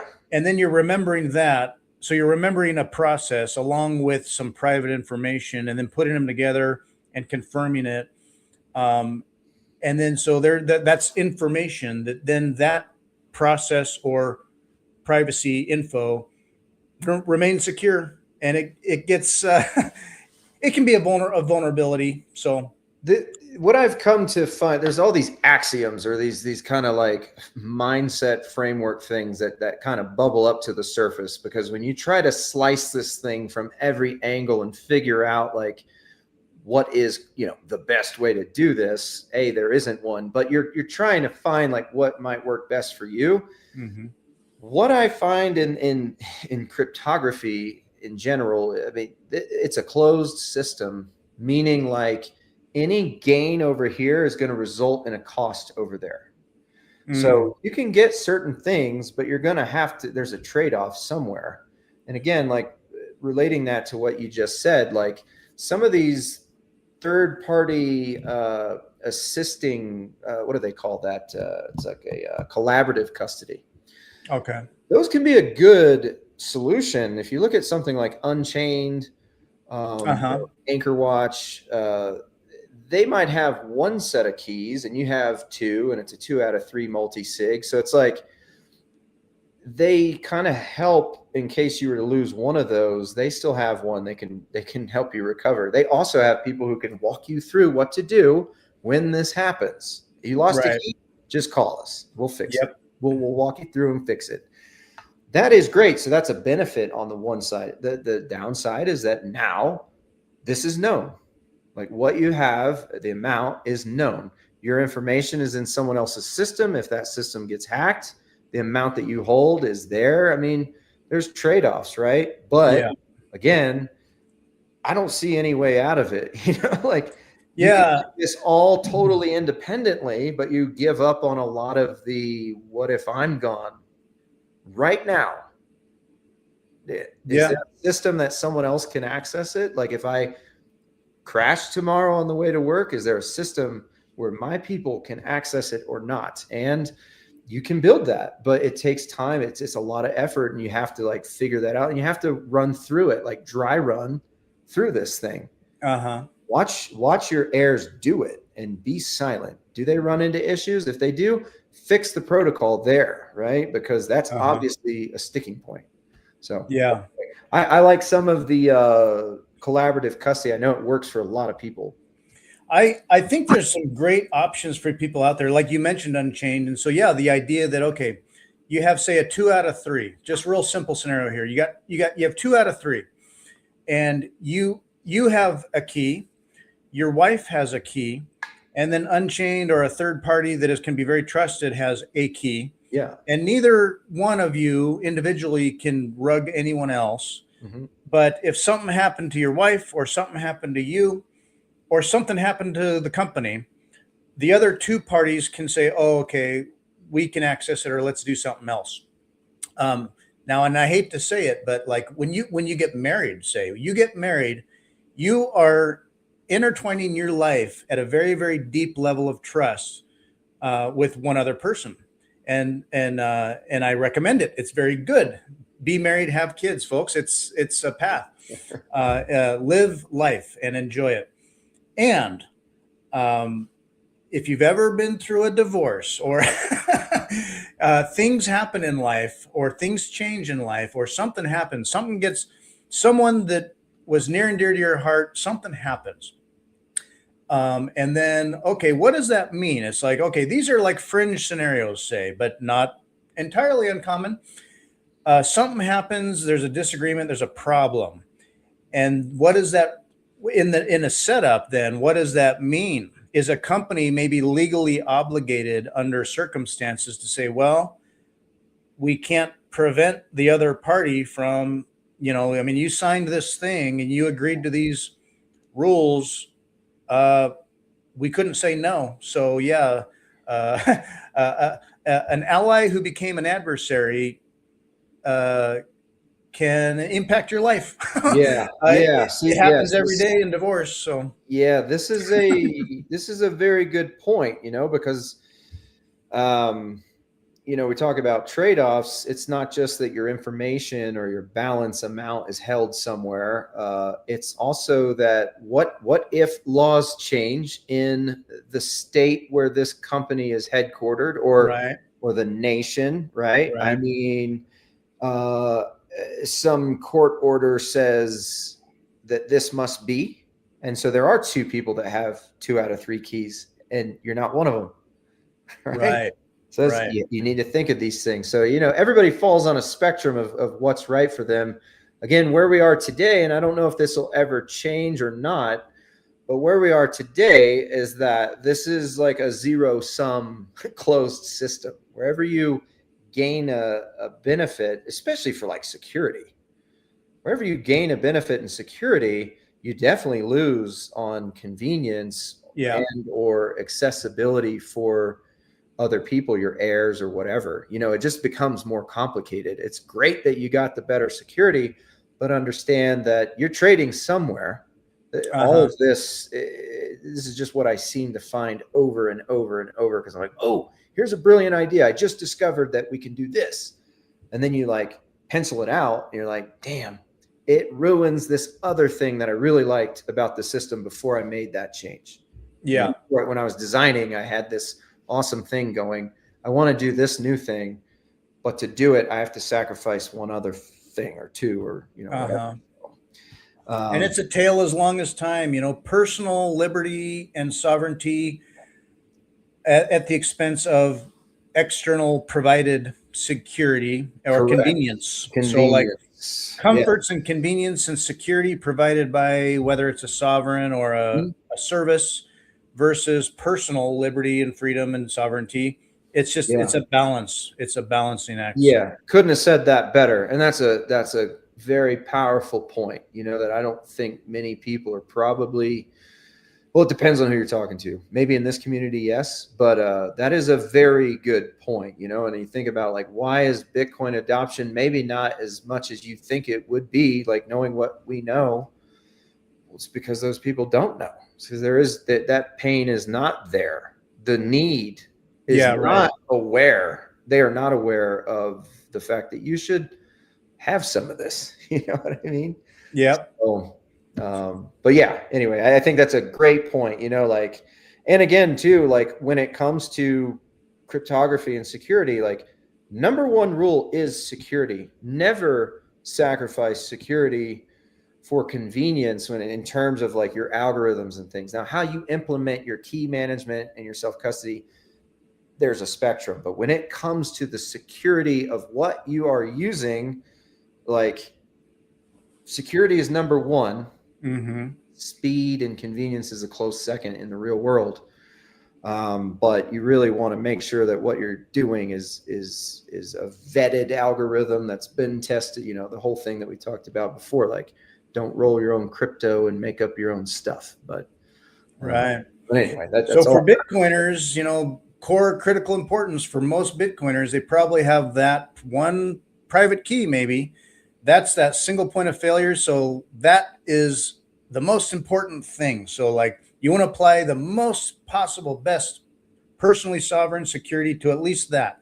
Now, branching off from that, you're going to pick and choose your life situation. But but the core base principle of that, at least if there's that one single private key, that's got to be 100% rock proof. So yeah, and something we keep coming kind of circling around, that it's like use as many layers as you actually need, right? And not more. And I know people who see this are gonna be like, this guy has been talking about the most complicated stuff the whole time. What's he talking about? Like, keep it simple or don't use that many layers. In reality, like what you implement, like keep it at the level it needs to be to get you the security that works for you. Again, I go deep because I want to know where the edges are. I want to know where this stuff breaks. I probably won't implement every single thing I've mentioned today, but you need that knowledge to then dial it back. And so, trying to keep it at the level that you actually need. And I've grown a lot. Like I started off with this, like very paranoid about like self-custody Bitcoin, like, oh my God, like this is insane. How would you ever hold your own stuff? Like we're not used to that. But the more you get into it and the more you see and learn, you realize, okay, there's a threat model spectrum for a reason. You are not some high level, target of someone. Yeah, right. Relax a little, hold your own stuff, mm-hmm. have recovery methods, right? And just do your thing, and assess, like, again, if things were for a short time way different, yeah, you may not want to have like multi-sig with all this stuff going on. You may want to move that stuff to a 12-word mnemonic, 128-bit secure wallet to go somewhere. Yeah. And then get on the other side and rebuild something more secure. It just depends on your scenario, but knowing what the options are and how you can do these things is good to have. Yeah. Or the value of Bitcoin in terms of when we think of it in the price of fiat, if that changes or life circumstances, you've got to move or family changes or whatever, you can have a setup and then circumstances change and then you reevaluate your setup for what that means in a different light. And it could be like, what I thought I had, it didn't seem like much, but now I got to rethink, like this is more important now. So it'll get there, for everyone. Like I'm still pretty early. So we're early, but I think eventually, for those earlier people who are now sitting on tons of value, I guarantee you their mindsets change through the time as this thing has changed, and if you're a public person, like you probably might need some third party stuff, like if you think about that, like there has been people targeted directly who I don't know if they had self-custody or not, but they were targeted as if they did, and so these things happen. So I think there's different tools for different scenarios, and you just kind of need to be just reassessing from time to time how things are. Yeah, if your bags were small and now they're big, maybe you want to split that into like multiple different wallets. You don't just need one multi-sig vault. Right. You can design multiple. You could go one UTXO at a time. You could have a multi-sig setup for one UTXO that is X% of your total holdings. If that's 10%, 25, whatever. And then build a ton of those things. And you can do that with just a handful of keys. Like, again, this is getting into key management, wallet setup, but you could have 3 solid, we'll call them mnemonics, right? Like that's what we think of in Bitcoin, and from there develop keys, a bunch of different derived keys. You could have like a master number 1, number 2, number 3, again, keeping it in the 2 of 3 realm of multi-sig. And maybe you have child seed index 0 of number 1 and index 0 of number 2 and index 0 of number 3. And that's one multi-sig vault. And it holds one UTXO or a multitude of UTXOs that are 10% of your total holdings. And then derive another index 111 for wallets 1, 2, and 3. Make another vault, right? And you're still just managing 3 mnemonics, just like you would any other multi-sig. But because of the security of the deterministic child key creation, it is secure as of today, right? Yeah, caveats. But that is secure. So you could have multiple multi-sig vaults for a smaller amount of value per vault, right? And like, why does that matter if like it's still held by, one master mnemonic? Well, because there's things that can go wrong that don't lead back to the master mnemonic for each of those, little slip ups that you can do. So it's like only that value is lost or at risk. Right. But all the other 9, if you're splitting these up by 10%, you have 90% left somewhere else. Like, this is an option that you can do. You have to figure out if that works for you. But when it comes to segregation of keys and value, this is another thing that we have available to us. And like BIP85 has been around for a while and been vetted. And if you understand how hash functions work, and then you look exactly what does BIP85 use, do I trust it? This is an option that you can use to kind of just segregate even further. It's like, great, multi-sig is very strong, but what about multiple multi-sigs based off of the same parent mnemonics? Something Interesting. Yeah.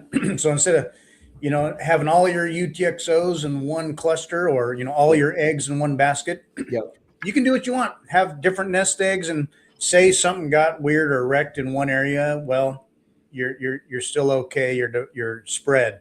And it also gets into, I think of, so like OPSEC generally, operational security.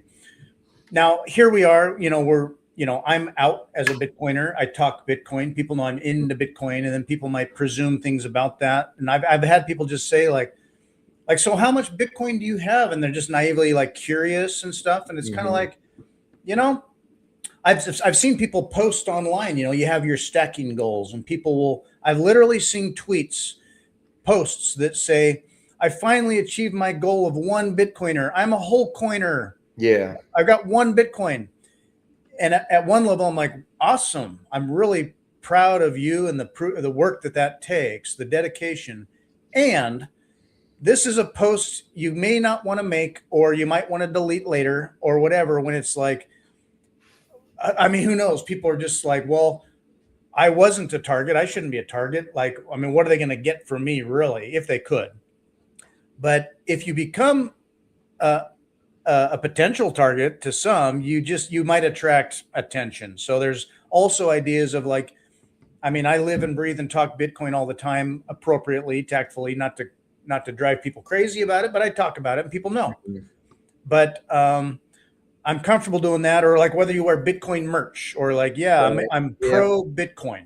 You don't have to be like apprehensive about being pro Bitcoin. I think, yeah, Bitcoin's good. Bitcoin's the path. Bitcoin is good for all. And there are conversations or information that you don't want to necessarily project as like either feeling proud or bragging or whatever, that like, hey, I'm a target.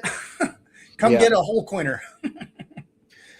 So Yeah, I mean, it's a double-edged sword. The way that I see, like, even what we're doing here, I'm talking about Bitcoin. You do this all the time. You've got what, nearly 100 episodes, I think. yeah, various And guests. and Yeah. anybody else who does this, the problem is that without voices to add whatever your mind has, like, I feel like I'm trying to add value wherever I can to kind of synthesize all these things that I've seen, like, here's how it can all work together, and put that out there. Without someone doing it, it doesn't get out there. I mean, yes, this information is there. You can buy the same books that I've read. You can look at, everything. The whole entire Bitcoin code is online. Yeah, you can do that. But like, I couldn't find it, like I had to read all this stuff and kind of put it together. So I only heard about it because other people were talking about it a lot. yeah, you get bits and pieces, like I'd heard of this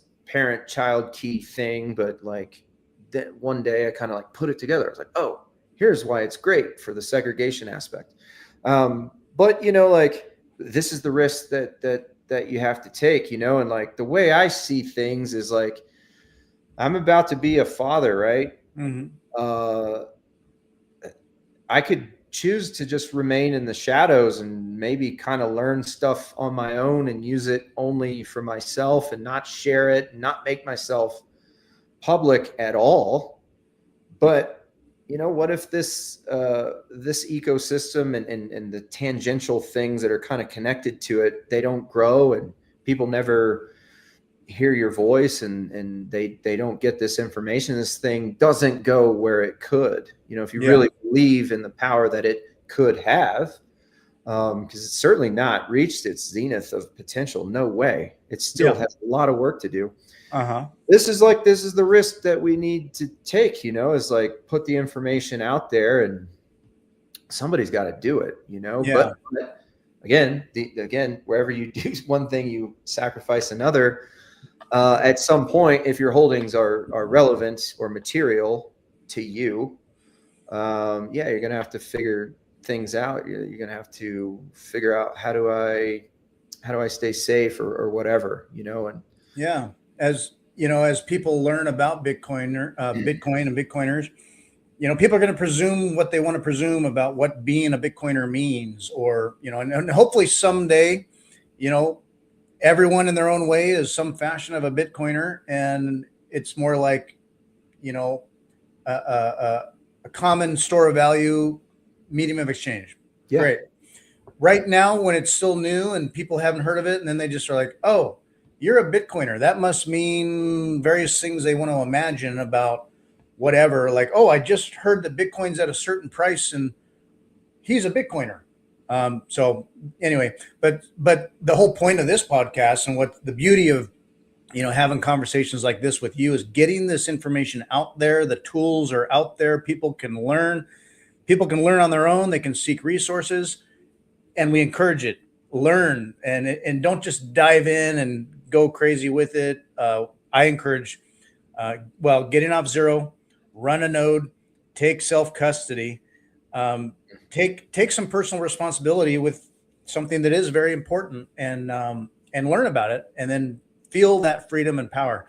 So as we promote and share all this information, you've been considering, and maybe you've been writing already, but documenting all these thoughts you've had about the pillars you've mentioned, the entropy and the key management and self-custody.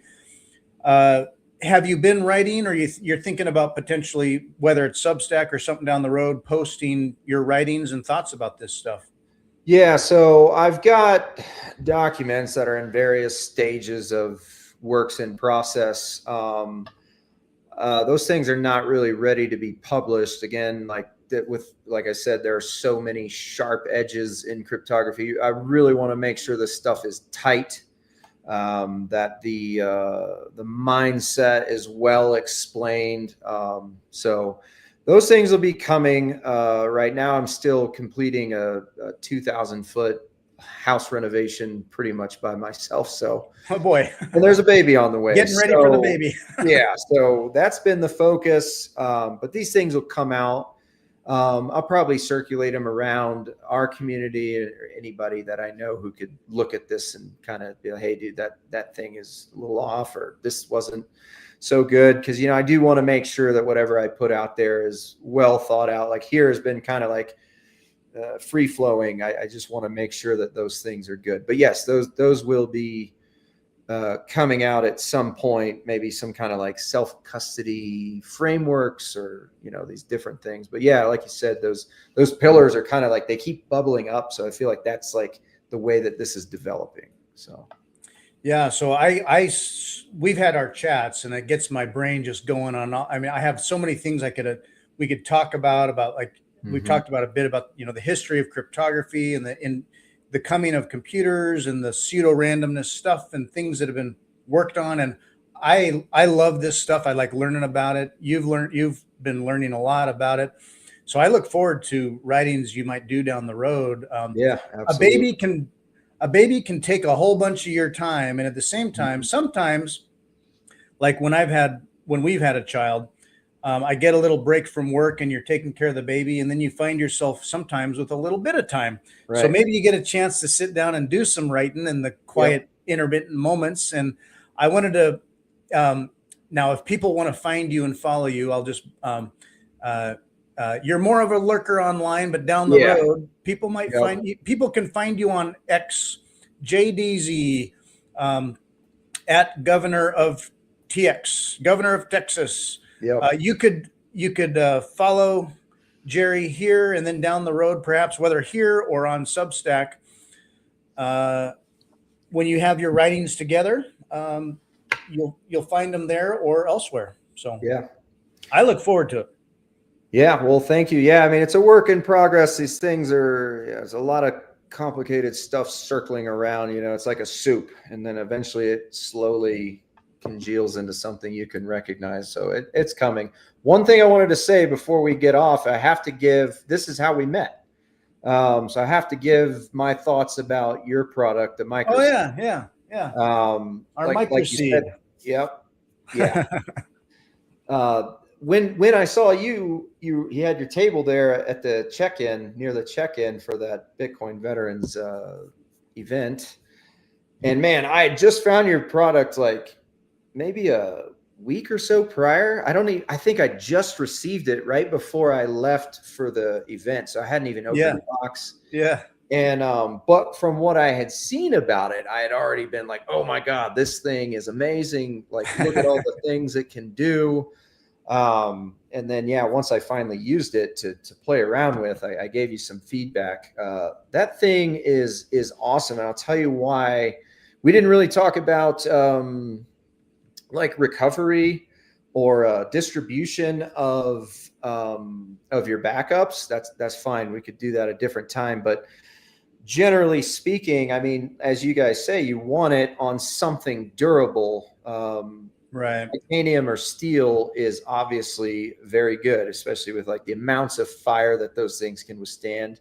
And then the nylon has its purpose as well. And I'm sure any other material that would fit on that thing, you know, you can explore around with that. But the reason I love it so much is because I'd looked and I've purchased other things, you know, like crypto steel is a good one. It comes in a little tube. It's very rigid. It's got these letter tiles that you put them all on there, and then you just flick through them. It's like, oh, here's your stuff. But those things are about, I think, like $200 for a 3-pack or something. Like if you bought one for every multi-sig and you had a 2 or 3, there it is. So they're $100 each. So that's $300. That'd be $300 for a 24-word mnemonic. And you can reuse them. Obviously, you take that little nut off and you dump out the tile, the letter tile, and you could redo it if you changed your stuff. but then you have to keep those letter tiles around, and Right. things can happen. The thing I love about the MicroSeed, what if you wanted to make this into a seed XOR? What if you wanted to take your mnemonic, you have 3, and you wanted to make them a 2 of 2 XOR, or you wanted to do a 2 of 3 Shamir's secret sharing split? They all have their place. If you do that and you have 3 mnemonics and you're going to split them into 3 pieces with a Shamir setup, that's $900 for those things. That's insane. With your thing, you buy it. I think it's roughly $300 or so, and you do pay that upfront cost. But then, you get these titanium or steel washers online or at the store, and the stainless steel is much cheaper. But you go down to the hardware store and just buy yourself there you go, as many washers as you want. Dude, it's amazing. And then, because I like the split thing, like when I'm thinking about storing my mnemonic at a distance, that is a place that I can't check up on very often. That is a place, like, name your place that you want to put it, but you're not going to go there and make sure that if it was with a person, that they didn't lose it, or that their kid didn't throw it in the oven or something, or dog ate it or whatever. Yeah. Or if it's in some place that only you know about, still, you have to go there and make sure no one stumbled upon it. I mean, go through this in your head, you'll figure it out. So to put like a full mnemonic somewhere, especially if it were just single sig, bad idea, right? In my opinion. You can split it. And like COLDCARD has a way to do this. It's seed XOR. I think you can do up to 4. If you split it into 4 pieces, you need all 4 to reconstitute. But it's just a simple XOR operation. Again, you can do this by hand if you want. They show you how to do that on their online documents. But anyway, the thing about the MicroSeed is that A, it's super durable. B, you can make as many copies as you want. That's the beauty. So if I want several copies in this country, and then maybe a few around the world, and then maybe one here, one there, certain individuals, like, again, the more of those things you put out there, the more risk you might have. So you need to think about, is there anybody who can collude with this information? Do they know each other, whatever? But you get the point. The ability to make multiple copies. I could do a 2 of 2 seed XOR. I keep parts A in my places, and then parts B around the world, and I only need 2 of the 3, A and B, the other ones, maybe I never get to them, but that's enough for me to then recover wherever I'm at. I can put the ones at distance on a MicroSeed on analog form, which I know is not going online, and then put my part A on the cloud or on my phone or on a Gmail email to myself, whatever.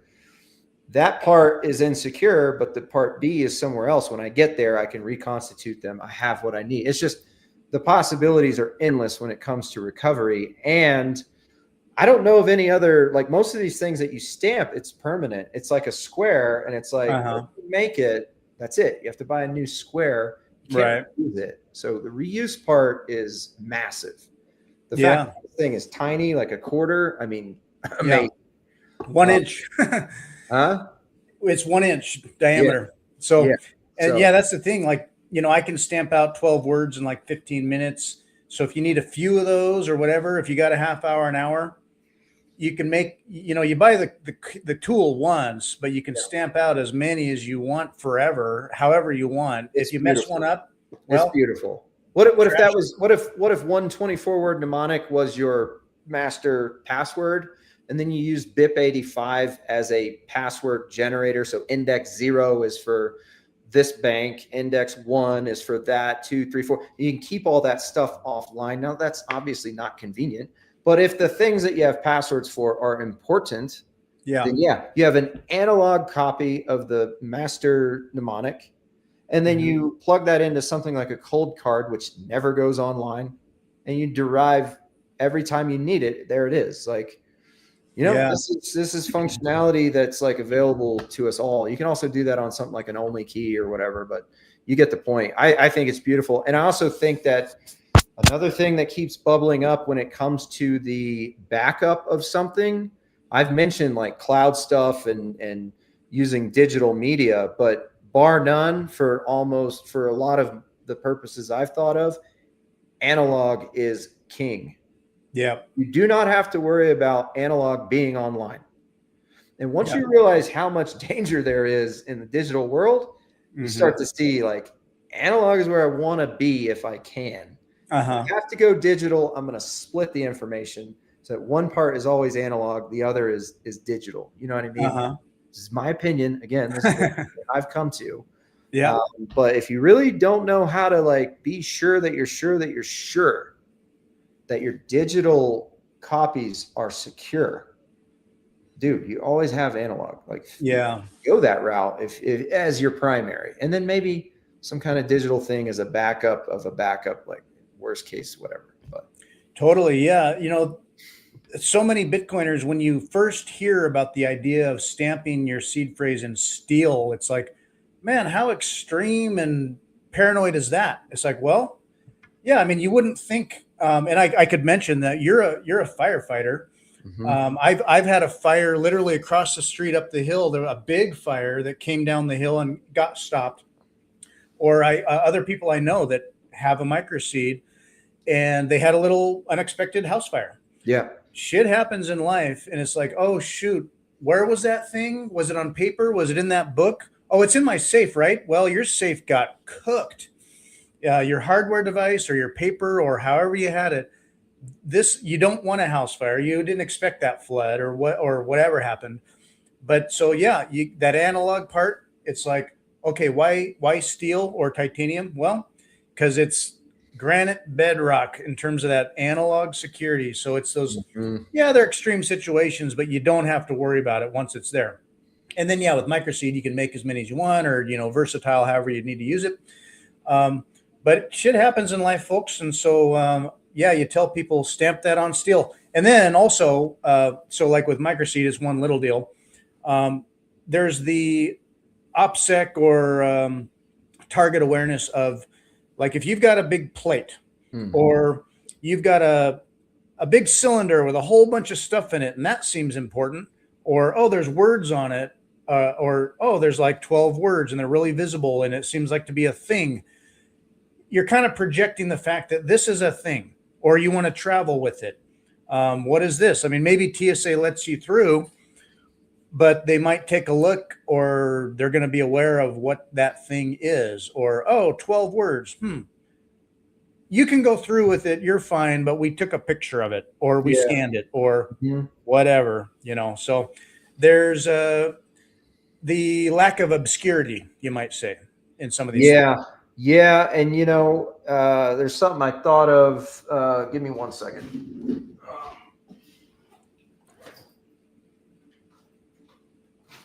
So I've been playing around with this hard copy of, let's see here. You can see some maybe there. This is the BIP 39 word list, right? You can see that, I mean, it goes from 0 to 2047, I think. It's 2048, but since all zeros is counted as the first one. But that's only 4 numbers max, right? If you have zeros, you can do 0, 0, 0, 0. And that would be the word abandoned, all the way up to 2047, which is, well, these are out of order, but you get the point. Whatever the last one is, zoo, I think, 2047. So anywhere in that stack, if you have your mnemonic, you could just use numbers. Again, that's not going to prevent someone from taking a photo and then being able to figure out what it might relate to. You're still in the same boat, but it's not words, So if your words, you put them in order, you could just use 4 digits. Like you and I talked about, I use your product. You can put in almost all cases 24 words on it, full words. Some are longer than others. Maybe you run out of space, but the way I've done it is I use the first 4 letters, put a couple spaces, then 4 letters, and I label the first one 0, 1 space, 4 letters, 2 spaces, 4 letter, and it goes like that. And then whatever the next number is, 0, 7, and 13, and 19. But you could use numbers. It's a little bit more obscure. If anybody ever catches on to MicroSeed, let's face it, when they start seeing washers, they can be, oh, this could be that. We'll cross that bridge when we get there. But yeah, for right now, nobody really knows what that is. And if you use numbers, it's just it's a little bit more obscure. It's not security, it's obscurity, but Or you've got it on a washer and you paint over it, or you wrap it in something, or you dip it in plastic, or you make it a grommet in your luggage. A necklace, a button. You can sandwich those together, put a bolt through it, put a nut on the other side, and now there's just two washers. You can't really see that one of them has anything on it. Possibilities today are very large, and that's another beautiful thing. Like my mind it loves this kind of stuff, like type stuff. When we met, and for a lot of people, they get it, but they're still learning. And when I was at Bitcoin Veterans, it was very refreshing and interesting to have someone who showed up, and it wasn't just like, oh yeah, I've seen that before. It was like, no, you had just gotten one and you loved it. And not just because it was different, but for reasons. You had all these things that I have thought about for a long time. And so you appreciated it for the same reasons that I do, in terms of all these ideas about proper security, the option of high obscurity, hide it anywhere you want, like turn it over or put another washer on it, bolt it to the back of your safe. In the back, it's a feature of your safe bolted to the wall, or the back of your fridge, or what have you. And you can do all these obscure things that, just security cannot simply be obscurity. Obscurity is not security. Yep. Yeah. Obscurity is not security. Obscurity can be a decent layer and feature of security, but if all you have is obscurity, you're focused on the wrong. It's easier to think about, but it's not true security. So if you have security, just like cover and concealment, right? I mean, they both have their place. Concealment is good and can get you out of a bind, right? But it's not cover. Yeah. So you kind of need both. Obscurity is definitely not security, strictly speaking. Yeah. But it still has its place, and then you can use obscurity on top of security, because what is secure is, again, if it's multi-sig, you got 1 out of 3. That's not going to break you, right? You can see this one all you want. That is secure. Or if you wanted to, again, break it into like a Shamir or an XOR shares, then again, the one piece is secure. It needs the other 1 or 2 or however many to make it the full payload that you're trying to hide. Yeah. And you can also then maybe obscure it by using, say, numbers if you want, like instead of words. So if somebody sees a bunch of numbers on there, it doesn't really mean much, and it's definitely not memorable. It's way harder to memorize the numbers than the words or the letters. So anyway, you can go down, again, a spectrum. I wouldn't recommend most people go this far, again, unless you're like some national target, but it's just cool to know. And it's good to know what your options are. Like, from me looking at different options, I've been able to like engineer something that works for me, or stack something that works for me is basically so. But anyway, hats off to you guys, because that product is awesome. Thank you. I really, the small form factor and the ability to make as many as you need, I mean, that's the selling point for me. Cool. Knowing what it does, obviously, if somebody doesn't know, how a mnemonic, what that's useful for, then maybe they wouldn't see that. But if you know what a mnemonic is good for, and then you can make as many copies as you want, I would buy that thing over and over again, It's awesome. I love hearing that. It's very validating to meet a good fellow Bitcoiner that, thinks a lot like I do. We think alike, but you've been studying this stuff in areas a lot more than I have, where, I learned enough to want to take my next steps, and you've learned a lot too, where, as you do your next steps in any writing that you'll release at some point, it's going to be really helpful for people, because you could make it. I know technologists that for one reason or another, whether it's a pedestal they hold or a lack of communication skill they have, people can approach it and want to know, and then they go into it and start talking about all this stuff, and it's like, whoa, whoa, whoa, whoa, like, oh, clearly I'll never understand this. It's too complicated. And so by being able to distill down good, simple paths where, yeah, there's all this stuff going on, and you can have one version that has all the things, and then the Cliff Notes version that kind of keeps it elegant and simple, and like for reference, you can read this.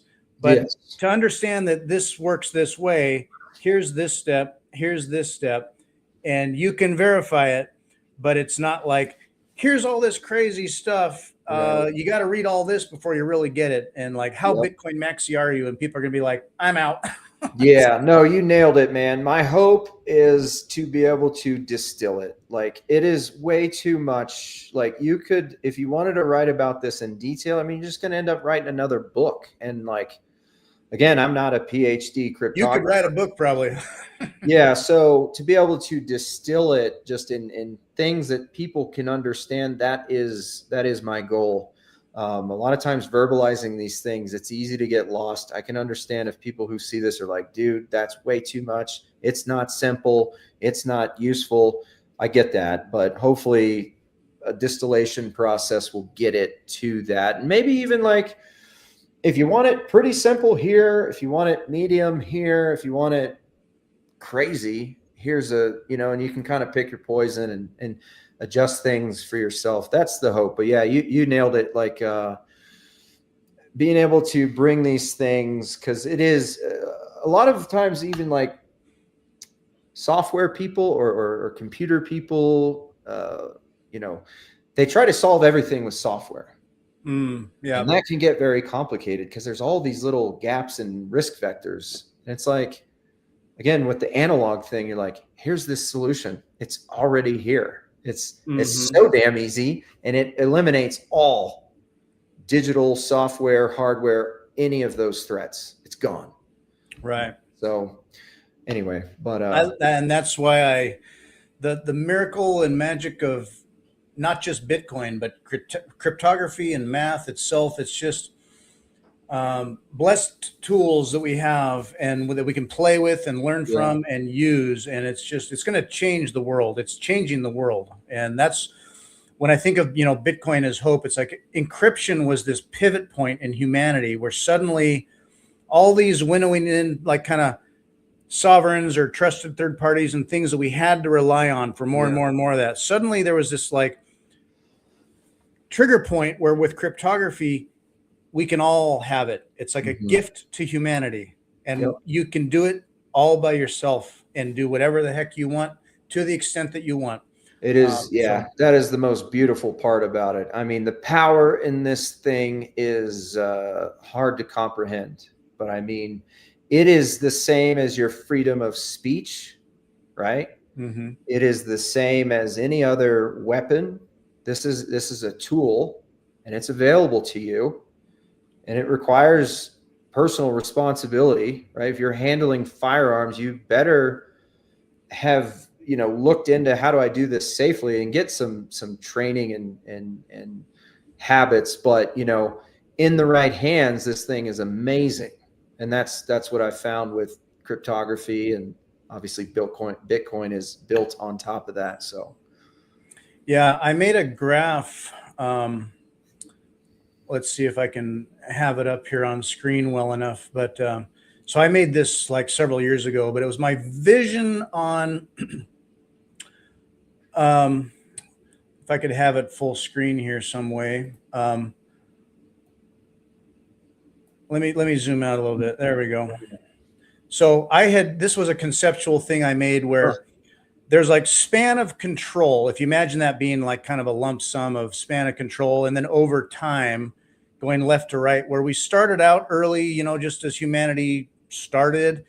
And there was a lot of risk and a lot of vulnerability, but you had just more full self-sovereignty and personal responsibility. Like you had to, if you're going to live and survive, it was all on you. And then with the growth of protection systems or kings to governments, and we have fiat government, that span of control and connection points in our lives has grown and grown and grown and grown. Similarly, you have on the private sector, it might have been people that were good at certain stuff and took care of things for you for good Right. reasons. Yep. And guilds growing into corporations and fiat corporations. Basically, the span of control is narrowed and narrowed and narrowed, where basically people demand welfare or bailouts, or I'm not responsible for stuff. That's your job to take care of me and the way I think, the way I raise my kids, the way I do everything. Right. And so now this is just a pivot point here, a flashpoint. The invention, for me, my view on it was the invention of cryptography.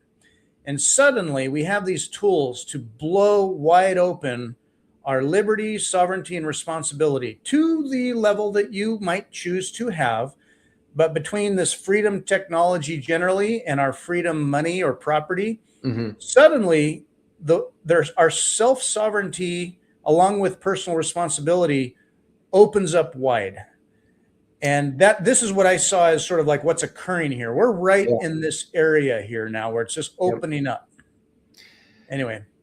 No, that's a great graph. I mean, I can see exactly what you're trying to get at with this image. That's the purpose of a good image, right? But yeah, this is cool, man. I think this notion of sovereignty and self-responsibility and liberty is a concept that kind of has diminished over the decades, and I think people don't want it sometimes. They want comfort and convenience. Correct. Yeah, and so I don't know if that's a nurture or a nature thing, if that's just different personalities. I don't know, or the way that you were brought up, but it's slowly becoming more. People are becoming more conscious to it. And I think that that's a good thing. And that is another one of those things where, again, this is a closed container. The more liberty you want, the more risk you're going to have to take. The more you're going to have to do it for yourself. Yeah. Put in the work and time. Yeah. Correct. You're going to have to DIY your own security, your own thinking, your own resource acquisition, but on the other hand, you're freer, and you have agency to the exact extent to, it's like a seesaw, Yeah. So yeah, I mean, I'm very thankful. Here's the thing, no matter what happens with Bitcoin, understanding the foundations that it's built upon is also very powerful. Your communications networks are all using this stuff, this secure cryptographic algorithms. Your online life in other areas, I'm terrible at privacy. I want to get better. But, this whole Bitcoin thing kind of opened my eyes to that. So anyway, all this knowledge is very powerful. And it is. If you read that cypherpunk manifesto, it's like, privacy, privacy, privacy, privacy. It's in there a bunch of times. And yeah, there you go. I've got it right here from Bitcoin Veterans was handing these out. Yeah. Yeah. So, I mean, that's just super powerful, and we are moving to a place that is more chaotic, and the ground seems to be shifting underneath us. I mean, this is not a theory. This is reality. We're seeing it. Things are changing. It's very obvious. It's blatantly obvious. Kind of a less global, more mercantilistic, more local, more all of that. But, there's a lot that comes with that. Having the ability to protect yourself, your information, your data, whatever it is, your money, is very important in times when it's chaotic. I don't know if it'll be better or worse, but I do know that a lot of places around the world are trying to surveil more and to control more. Why are they trying to control more? It's because they're losing it, because things are shaky right now. And the natural response is to tighten that stuff. Doesn't have to be political. Just let's talk about facts. And it doesn't have to be moral or ethics, just facts. So as those things are going on, like the more that you know about this stuff, and again, I know almost nothing. I'm complete novice in all of these areas, but it's good to be aware. It's good that, you know, this came from all of this, like understanding how dangerous the digital world is. It's all from this, you know. So Yeah, we're seeing it. And I mean, these conversations enter politics where, you know, where you draw the line on personal responsibility versus what a state should be obligated to cushion people from hardship from. It's like yeah. drawing that line. And Mhm. yet, on the other hand, you also see this natural inclination of power structures because human nature, I mean, it become the people who are in power got there for reasons. And over millennia or centuries, whatever it is, it evolves into it's got to self-sustain. It Yeah. does not want to collapse. I mean, it's designed to self-maintain. And yet the game that they often play is sort of this competitive resource capture thing. And so when it comes to, you could just say taxation or the census or other things, it's making things legible, having access to knowledge and data, knowing who and what and where is doing what and who, and it can become an extraction game. And on Yeah. the public side, you see things that could be looming in terms of for reasons, emergencies or excuses, or you know, don't let any good emergency go to waste, whatever. Um, could be things like okay, or just pure fiat failures, Yeah. fiat fails. Mhm. You see, like, okay, UBI, CBDCs, maybe digital ID, and all that can maybe coming down from government. On the private sector, and we've already succumbed to it, we just sign the ULA, click here. I'm not going to read it, agree. I want to use social media. Whatever that said, I get it. You're going to have my data. And Mhm. you don't even really realize what that means. So you've got your phone or whatever. On the private side, they are farming data and knowing as much about you, more about you than you even know about yourself. Yeah. And so it's resource collection. You know, you could say we're being farmed or whatever, but as long as we have the personal agency and the tools to be able to draw the line on where we want our privacy, it's not like I need to be all secretive and I'm all, you know, my whole life is secret. It's more like, no, I'm going to pick and choose what I present as public. And even as I have windows on my house, but when I want to close the blinds and have dinner or play a game, Right. I get to choose my level of privacy. So as Yeah. long as people have that, it tests and tempers sort of the natural flow of sovereigns or powers that may infringe on that. And that has to be tested and held at bay from going crazy if under Mhm. pressure or stress or reasons they fall into crossing the line, which you could say they do. Mhm. So yeah, freedom tech, freedom money. Yeah. Yeah, it's a beautiful ecosystem, man. There's a lot of potential in this area for anybody who wants to contribute. Not just Bitcoin. Bitcoin needs a lot of still evolution, but anything surrounding it. You know, like all these other areas that you just mentioned, they're all kind of interrelated. So you know, that's one you talked about Bitcoin and hope. Like that's one thing that does give me some hope is that there are ways within your power to build, Uh-huh. right, and to improve, and that I think that's amazing. Yeah, and you can go to hope.com and Michael Saylor's got online Oh learning yeah, and I've stuff. seen And this. Yeah. that's one thing that, and I think Bitcoin is hope. I think we can enter a golden age, and it may take a big, clumsy, maturing phase in humanity's adolescence, but I think Bitcoin is hope, and we're entering adulthood eventually here, and I just hope for a better future. Me too. Um, Me too.